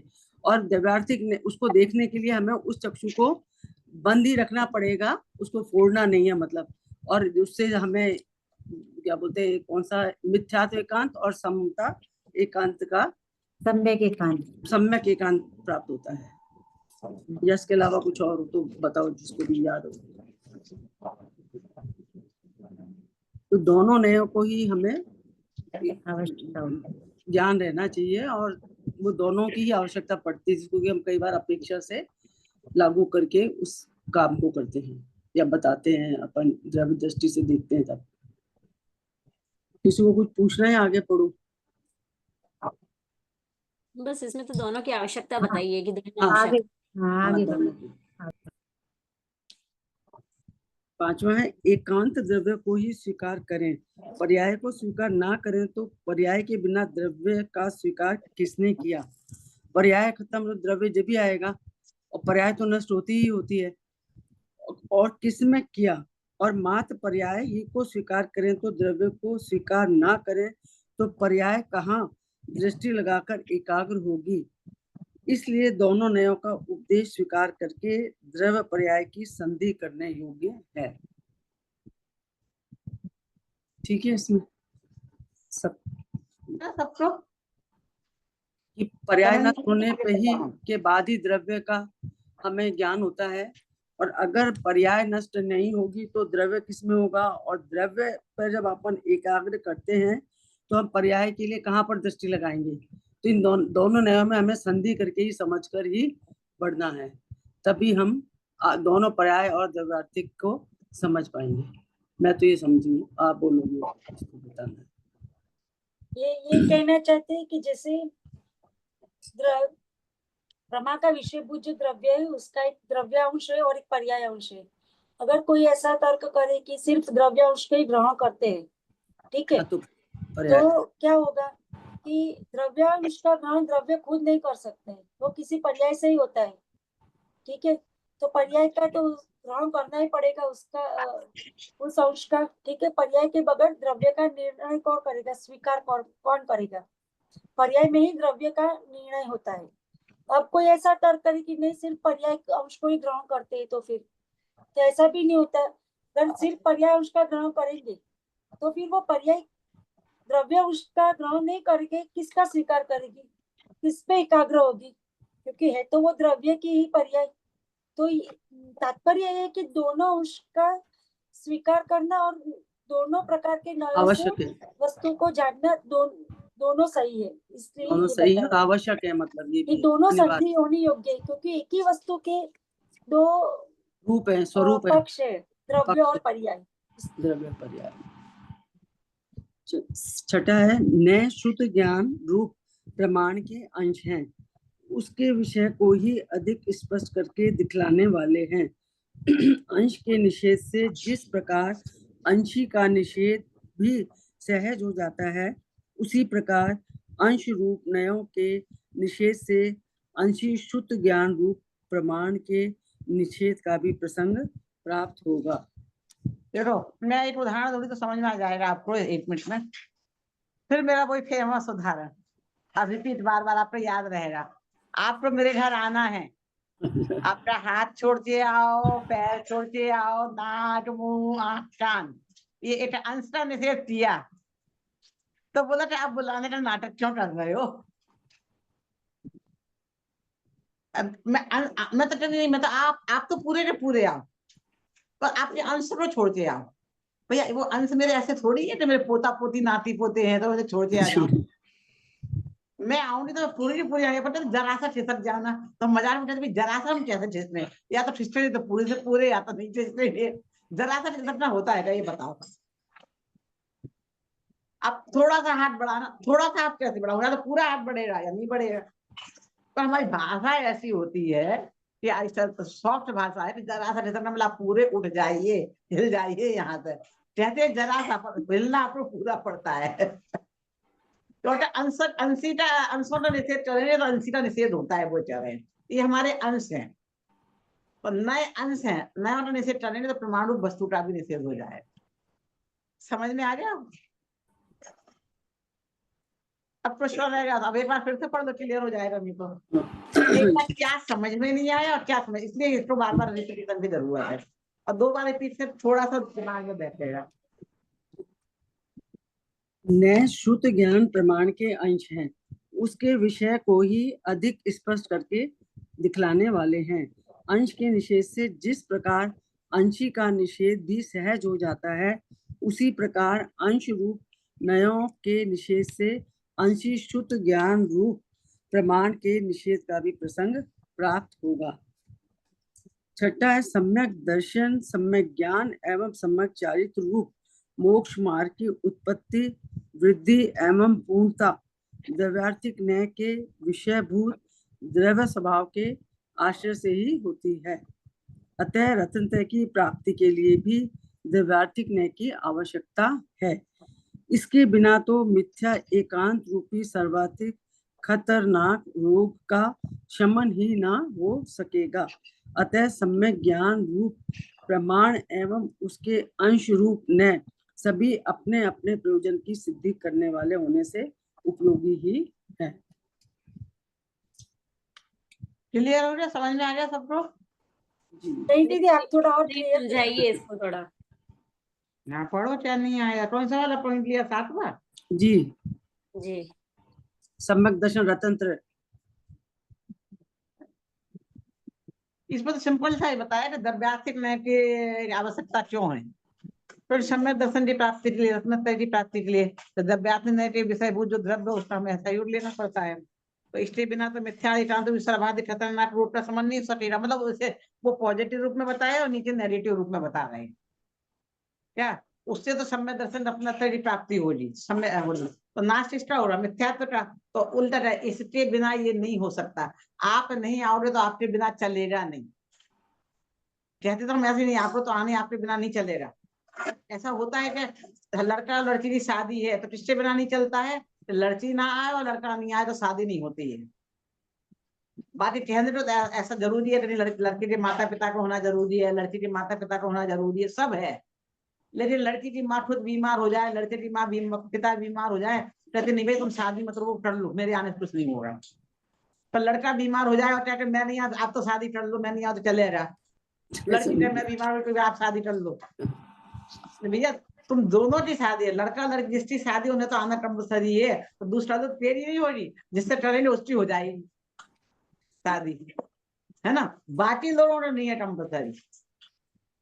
तो डब्बा से पॉजिटिव आप नहीं आ रहे तो चलेगा नहीं, हम भी जानते हैं और वो भी अच्छी तरह से जानता है। पर वो मान लो उससे बिना नहीं चले, पर वो बहुत बीमार पड़ जाए, नहीं आ पाए तो शादी रोक देते हो क्या? बीमार में करवा देते, नहीं रुकती ना। नहीं। तो शरीर माँ बीमार हो जाए, दूसरे तो जाने दो, फिर चाचा ताऊ मामा मामी फूफा को फिर बात नहीं कर रहे हैं, तो बिना बीमार हुए नाराज होते भी नियाज हो जाती है। किसी की डेथ भी हो जाती है उस समय तो भी फिर नहीं रुकते, है ना। तो बस ये बात कह रहे हैं कि उसके बिना इसकी प्राप्ति नहीं होती है, इनका नाश नहीं होता है। अतः सम्यक ज्ञान प्रमाण एवं उसके अंशरूप नए सभी अपने अपने प्रयोजन की सिद्धि करने वाले होने से उपयोगी है। ये निष्कर्षात्मक है, प्लस पॉइंट बताया, माइनस पॉइंट बताया, दोनों बताए और दोनों की अपनी अपनी जगह उपयोगिता बता दी। आप खुद, मैंने ऐसे स्टडी की, आदत बस लाचार हूं ना शादी की, तो उसमें हर एक व्यक्ति को प्रसाद चढ़ाया गया है। कैसे? कुछ नेर होते हैं कुंवारी कन्याओं के, कुछ होते हैं ब्याहताओं के, कुछ होते हैं भाभी के, कुछ होते हैं ननद के, समझ रहे? कुछ होते हैं चाचा के, कुछ चाची के, चाचा चाची के, कुछ मामा मामी के, कुछ नाना नानी के, कुछ दादा दादी के, नाना नानी मायरा लाएंगे, समझ रहे? हर एक का एक स्टेप न किया ना। जैसे वो ठाम डालते क्या बोलते उसको, वो फूफा जी का, बहनोई का, तो हाँ देखो चुने चुनते जितने रिश्ते होते हैं। अब आप दृष्टि से देख लेना, जितनी जहां तक मेरी दृष्टि पहुंची वहां तक मैंने बता दिया है आपको। ये काम माँ करेगी, यहाँ पिता करेंगे, ये काम लड़की की माँ, ये लड़के का माँ, ये लड़के के पिता, ये लड़की के पिता, जहां जहां महत्वपूर्ण उनको एक एक को चुन चुन के एक एक काम दिया। सबके लिए काम हो रहा है, फूफा का अलग, नंदोई का अलग, सबके रोल अलग बांट दिए जिसमें झगड़ा ही नहीं हो। ऐसे काम बटे नहीं होते, बेटा ये काम मैं करूंगा, ये मैं करूंगा, नहीं, इस जगह तुम्हारी जरूरत है, इस जगह तुम्हारी है। सब अपने अपने टाइम पे अपने आ जाओ, ऐसे फिक्स कर दिए। एक बार शादीशुदा कुंवारी बहन का अलग और शादीशुदा बहन का अलग। सबके पीछे देखो, जहां पैसा आपके घर का घर में जा रहा है वहां कुंवारी बहन का नहीं और शादीशुदा आपका है। कहाँ कैसे करना, मतलब बड़े बहुत प्रैक्टिकल है सारी चीजें, तो दिमाग लगाओ तो सबको भरोसा। नहीं आए तो नहीं सही, तो आप नहीं आए तो उस चीज दूसरा बिठा देंगे। सब चीजें हैं, साली का मेरा, देवा का मेरा, सबकी चीजें है। घोड़ा चढ़ाओ रे तो ना ये चाहिए, उस पर जाओ तो ये चाहिए, मंदिर जाओ तो ये चाहिए, तो सबको पूज दिया, सबको एक जगह स्थापित कर दिया। तुम्हारी जरूरत, तुम्हारी जरूरत, तुम्हारी जरूरत, और नहीं तो चलेगा नहीं। पर कोई भी शादी इंटीसिटी आए बिना चल रुक गई है क्या? रुकती नहीं है। प्रैक्टिकल रूप है। तो ये कह रहे हैं कि नहीं, इसके बिना ये संभव नहीं है, जानना जरूरी है। ये लड़का लड़की है तो ब्याह फिर पर्याय थे, इनके बिना शादी नहीं होगी। ये है तो बराती है, लड़की वाले लड़का वाले है, ये नहीं है तो कुछ, लड़की नहीं तो लड़की वाले क्या, लड़का नहीं तो लड़के वाले क्या। क्लियर? चलो अब आगे ले लो। एक 8वां है, आत्मानुभूति के लिए भी प्रमाण से भिन्न नयों की आवश्यकता है। इस प्रकार हम देखते हैं कि प्रमाण और नय द्रव्यार्थिक और पर्यार्थिक दोनों वीतराग भाव के ही उत्पादक हैं, सार्थक हैं, उपयोगी हैं। प्रमाण द्वारा तो वस्तु की विराटता, विशालता का परिचय होता है, पर वस्तु के प्रत्येक स्वरूप को पृथक पृथक अपेक्षा से गहराई से जानने के लिए नयों की आवश्यकता होती है, क्योंकि वस्तु के अंशों की गहन पकड़ तो नए ज्ञान से ही होती है। यहाँ तक कि सम्यक दर्शन एवं सम्यक ज्ञान की उत्पत्ति ही द्रव्यार्थिक नय के विषयभूत द्रव्य सामान्य के अवलोकन से ही होती है। अतः नयों के प्रयोग अनिवार्य है। संक्षेप में हम कह सकते हैं कि द्रव्यार्थिक और पर्यार्थिक नय विशिष्ट प्रयोजन की सिद्धि के लिए अपने अपने विषयों का प्रतिपादन करते हैं, और प्रमाण संपूर्ण वस्तु को स्पष्ट करने के लिए उन दोनों के विषयों को जोड़ देता है। अतः उपरोक्त कारणों से प्रमाण के साथ साथ दोनों नयों की आवश्यकता है। समझ में? आपको देखने में लगे इतनी पतली सी किताब है, 2 क्लास में पूरी हो जाएगी। हम तो यही सोच रहे थे दीदी। इसलिए गरिमा को भी लग रहा था कि अपने पास तो टाइम बहुत है। हमने जब पोर्शन रखा है 50 घंटे का, 50 घंटे से 49 घंटे में पूरा नहीं होगा। क्या इसमें माल बहुत है, इसलिए तो मैं मूल पुस्तक हूँ ना परमा दादा की, उसमें बहुत विस्तार से दिया है, पर उसमें पढ़ने में बहुत ज्यादा, अब इससे पढ़ के उसे पढ़ोगे तो समझ में आ जाएगा, ज्यादा स्पष्ट हो जाएगा। डिमांड आई तो फिर बाद में डिमांड पे लिखिएगा अध्यात्म नहीं गति किताब बिंदु। गरिमा दोनों क्लिप खासतौर पे नोट डाल के, बहुत सारे अध्यात्म और तो उदाहरण चाहिए थे, सिद्धार्थ के पास फोन आए थे, तो ये क्लिप में सारे उदाहरण है आरंभ के नहीं के, तो आप विशेष तौर पर टीचर्स ग्रुप में भी इसे डाल दें और सुन लें जिनको देखना है। तो स्टूडेंट के भी मेरे पास फोन आया, अध्यापक के भी आए थे, तो इसलिए मैं इतना विस्तार से उदाहरण दे रही हूँ। जो आप क्लिप भेजो ना, इसकी रिकॉर्डिंग भेजो या लिंक जो भी भेजना है, उस पर हाईलाइट है नोट डाल देना, ऐसे लोगों को समझ में नहीं आएगा ना। है तो कुछ दूसरे ग्रुप में, जैसे आपने रोज नहीं बोला था ना, क्या नाम है पूनम, तो उनके रूप में सभी स्टूडेंट को जरूरत होगी, ऐसे 2-4 अध्यापकों को 2-4 हमें कुछ और उदाहरण चाहिए समझने के लिए, तो मैं इस क्लास में लूंगी तो वो आप क्लिप सुन लेंगे। नहीं तो मतलब दीदी मेरे को मतलब क्लिप बनाऊं छोटी छोटी? आप तो टीचर्स ग्रुप में ये पूरे रिकॉर्डिंग भेज दो ना। हाँ ठीक है दीदी, ठीक है दीदी, ठीक। ग्रुप में बोलते इसमें उदाहरणों के आरंभ के नेट पर बहुत सारे उदाहरण दिए, जिन अध्यापकों की आवश्यकता थे उन्होंने बोला था, वो आप इसमें से देख सकते हैं। ठीक है दीदी। और दीदी पहली वाली दोनों ही क्लास की लिंक भेज देना, दीजिए। उनके कहे अनुसार मैंने डाला है, आप टीचर्स ग्रुप में भी इसे फॉरवर्ड कर दें। हाँ ठीक है दीदी। और दीदी दोनों ही लिंक भेज दो, पहली वाली भी भेज दो। हाँ, पहली वाली और दूसरी वाली दोनों सारी क्लिप, आरंभ के नए की सारी सीरीज का नाम दे दो, आरंभ के नए सीरीज। ठीक है दीदी, ठीक है। ये लास्ट वाला पैराग्राफ, ये लास्ट, और मैम एक एग्जांपल देके समझा दो, अब सारे इजी समझ में आ गया एग्जांपल से। वो उन लोगों ने भी एग्जाम्पल की डिमांड की थी, बोले इसमें लिख दो। मैंने अब लिखने में तो 1-2 साल जितना दिमाग अलग लगता है ना, फिर बड़ी मोटी किताब हो जाती है। कहाँ कौन सा आत्मानुभूति के लिए? हाँ अब देखो, हमने रत्नत्रय के लिए जरूरत है, तो आत्मानुभूति के लिए जरूरत नहीं है। हमें जो सारे पॉइंट हैं, तो वो देखो, माँ बाप की जरूरत हर स्टेप पे पड़ती है। हमें शादी हो रही तो माँ बाप की जरूरत नहीं है, नहीं, अनुभव की जरूरत सब जगह पड़ती है और गाइडलाइन की जरूरत रहती है, नहीं तो आप उतना नुकसान उठाओगे। तो ये की जरूरत हर स्टेप पे है, सम्यक दर्शन के लिए, सम्यक ज्ञान के लिए, सम्यक कार्य के लिए, लोग आत्मानुभूति के लिए भी जरूरी है। तो आत्मानुभूति के लिए प्रमाण से भिन्न नयों की आवश्यकता है, तो प्रमाण की जरूरत, नयों की भी जरूरत है। क्यों है? इस प्रकार हम प्रमाण और नए द्रव्यार्थिक और दोनों भीतर भाव के उत्पादक है, उसे हमने सिद्ध नहीं किया है। तो आत्मानुभूति एक पॉइंट को जाना, द्रव्यार्थिक का जो विषय उसी को तो दृष्टि का विषय बनाते हैं ना, द्रव्यात्मक का जो विषय वो दृष्टि का विषय है, इसलिए आत्मानुभूति के लिए आवश्यकता है। अब ये निष्कर्ष वाली बात के पूरा समझा रहे हैं। इस प्रकार हमें प्रमाण नए द्रव्या से दोनों भीतर भाव की उत्पादन है, चाहे प्रमाण हो चाहे नए हो, वस्तु है तो सार्थक है। और फिर ये निष्कर्ष है पूरा विषय। प्रमाण द्वारा तो वस्तु की विराटता, अब बताए प्रमाण द्वारा समझ विराटता विशालता का परिचय होते हैं। देखो बात बार बार बात जा रहे शादी की अटक जाती है।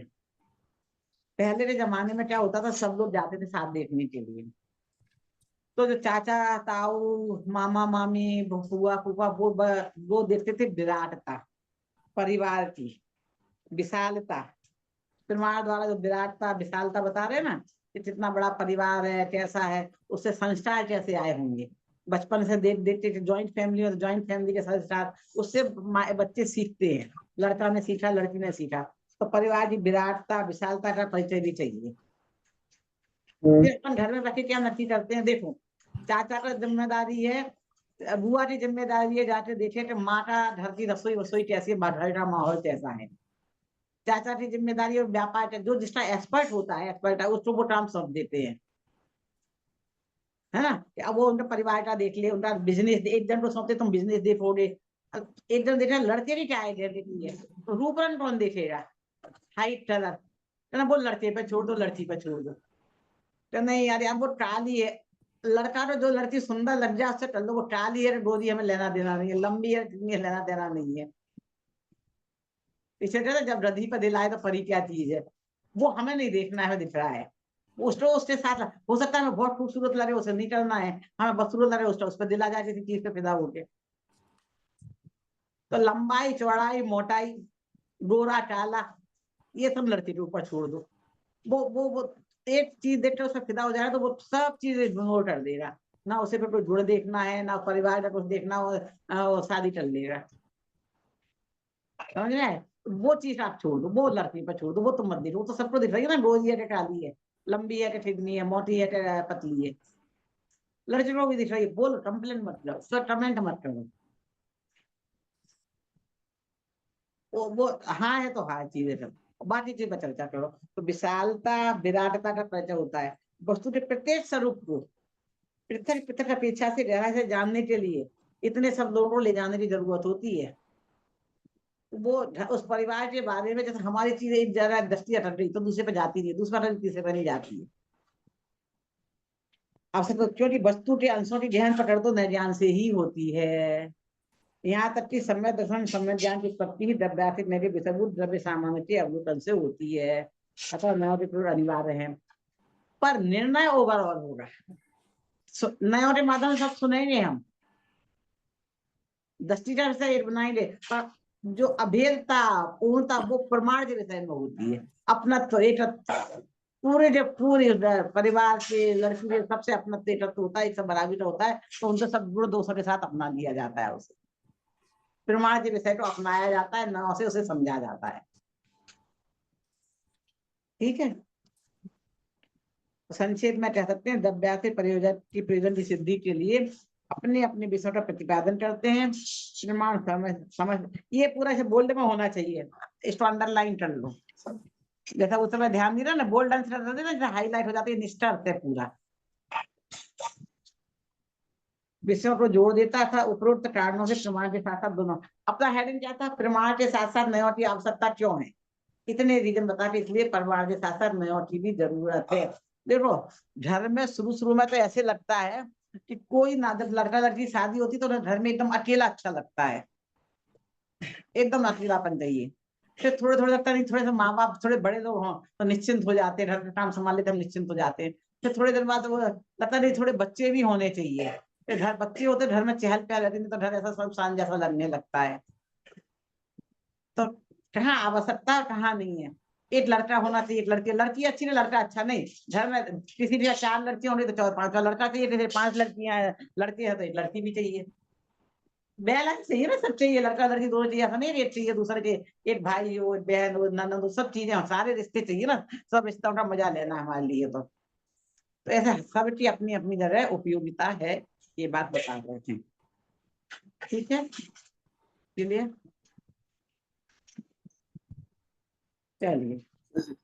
अभी तक का जो समझ में आया एक बार समरी कर लो, फिर वही ब्राह्मणी आगे पर लेसन कर लेंगे। दीदी मैं बताऊं शॉर्ट में? हेलो, आवाज आ रही है? बताओ, पर जो अभी तक कोई भी नहीं बोला हो तो वो बोले। गरिमा तुम ये ध्यान रखो, हर क्लास में एक ढड़धड़ कंपलसरी पूरा हो जाए, फिर दूसरे को दूसरे में दो। जैसे इस बार स्पर्धा तो अगली बार अदिति फिर माधुरी जी, पूरे में उनका हो जाना चाहिए, सबका हो जाना चाहिए। छोटा छोटा सब बोल रहे हैं, पूरा सब। ठीक और है उससे मार्क दीदी। नंबर में एक पूछ लेना, मैं नंबर भी दे दूंगी। ठीक है दीदी, वैसे हमारे हाँ, हम लोग के यहाँ तो वैसे सभी बोल देते हैं। पिछले वीक में भी हो गया था अपना, गंडर दीदी कह रही थी, इसलिए मैं कह रही हूँ एक एक का स्पेशलिस्ट लो पूरे का, और नंबर ले लो मेरे से, ताकि फिर दूसरी बात तो मैं ध्यान रखे। अब इनका तो हो गया, अब इनका लेना है इनका। तो कुछ लोग ऐसे जैसे कोई बोल नहीं रहा, सीमा जी हैं और कौन कौन नहीं बोल रहा है बिल्कुल भी, आप 3-4 ही बोलते दिखते हो। दीदी और भी है, अगर उनको बोलना है। अंजलि जी है, चंदन बाला जी है, नहीं सीमा जी है। आप बोल दो, आप बोल दो। हाँ चलो चलो।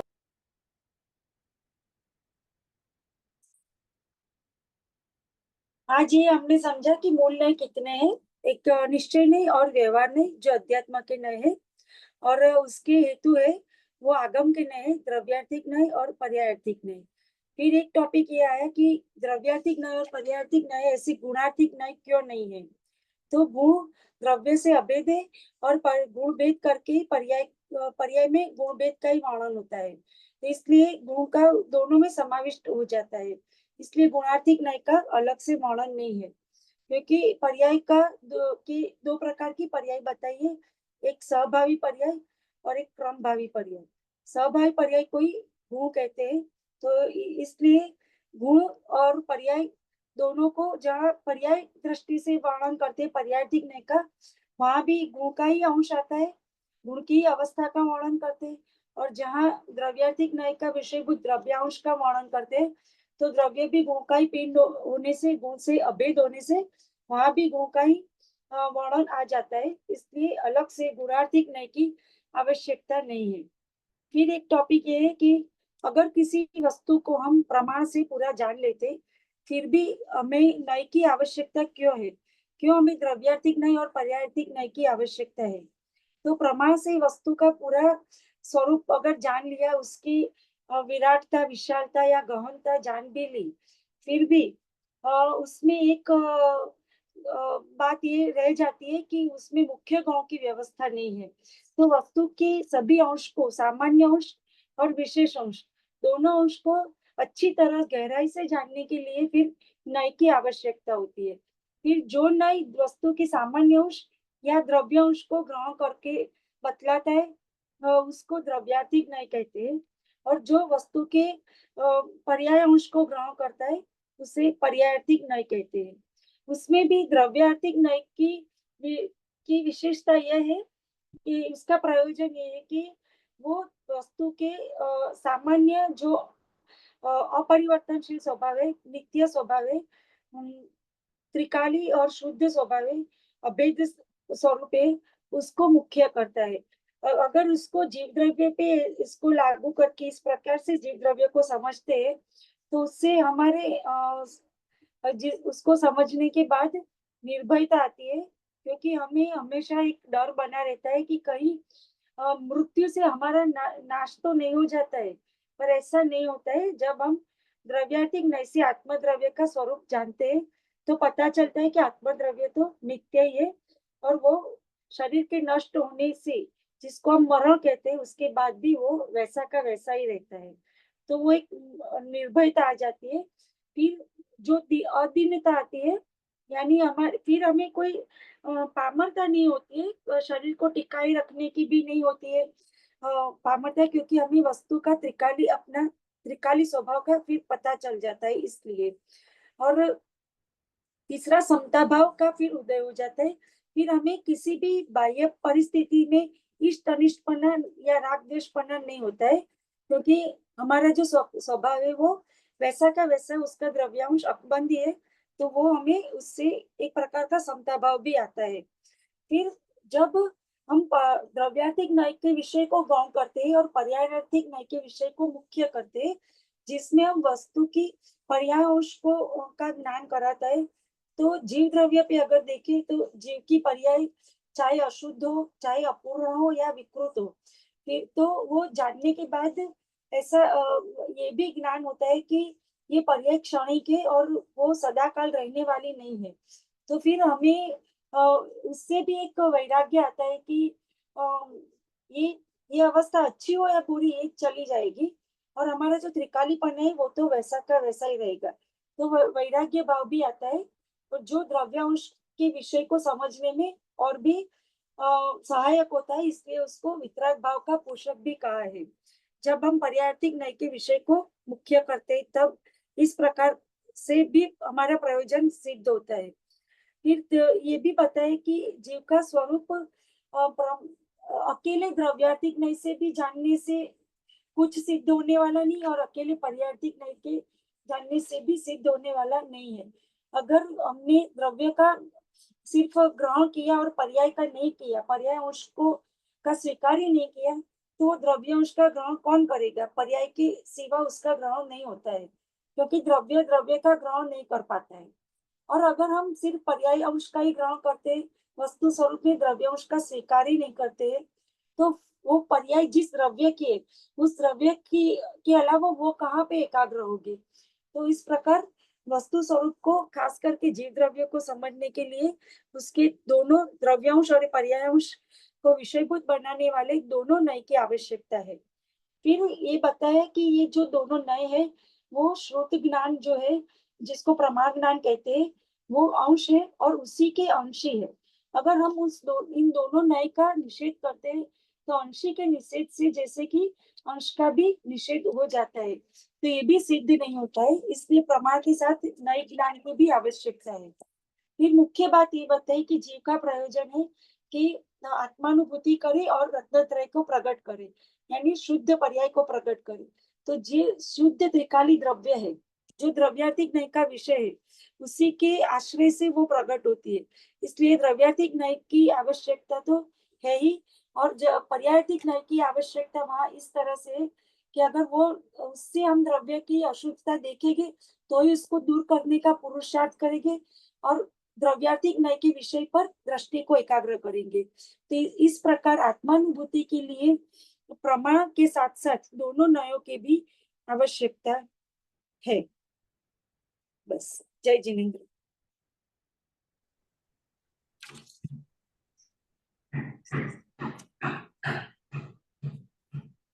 इसके बाद अब हम नेक्स्ट थर्सडे क्लास में द्रव्य पर्याय की संधि का अर्थ क्या है, ये वाला टॉपिक लेंगे। ठीक है, अभी जिनवाणी स्तुति कर लेते पहले। सहजानंदी शुद्ध स्वरूपी अविनाशी है आत्म स्वरूप। सहजानंदी शुद्ध स्वरूप अविनाशी है आत्म स्वरूप। सहजानंदी शुद्ध स्वरूपी अविनाशी है आत्म स्वरूप। द्वादशांगमयी जिनवाणी माता की जय। एक मिनट में रिकॉर्डिंग ऑफ कर दूं। जय जिनेंद्र। अच्छा, ये थर्सडे को तो क्लास है ना? क्या मेरे से कुछ पूछ रहे क्या? थर्सडे को क्लास है ना दीदी, ये पूछ रहे। रिकॉर्डिंग बंद कर दूं? हाँ दीदी, एक मिनट। हाँ, अपन ऐसा है कि मई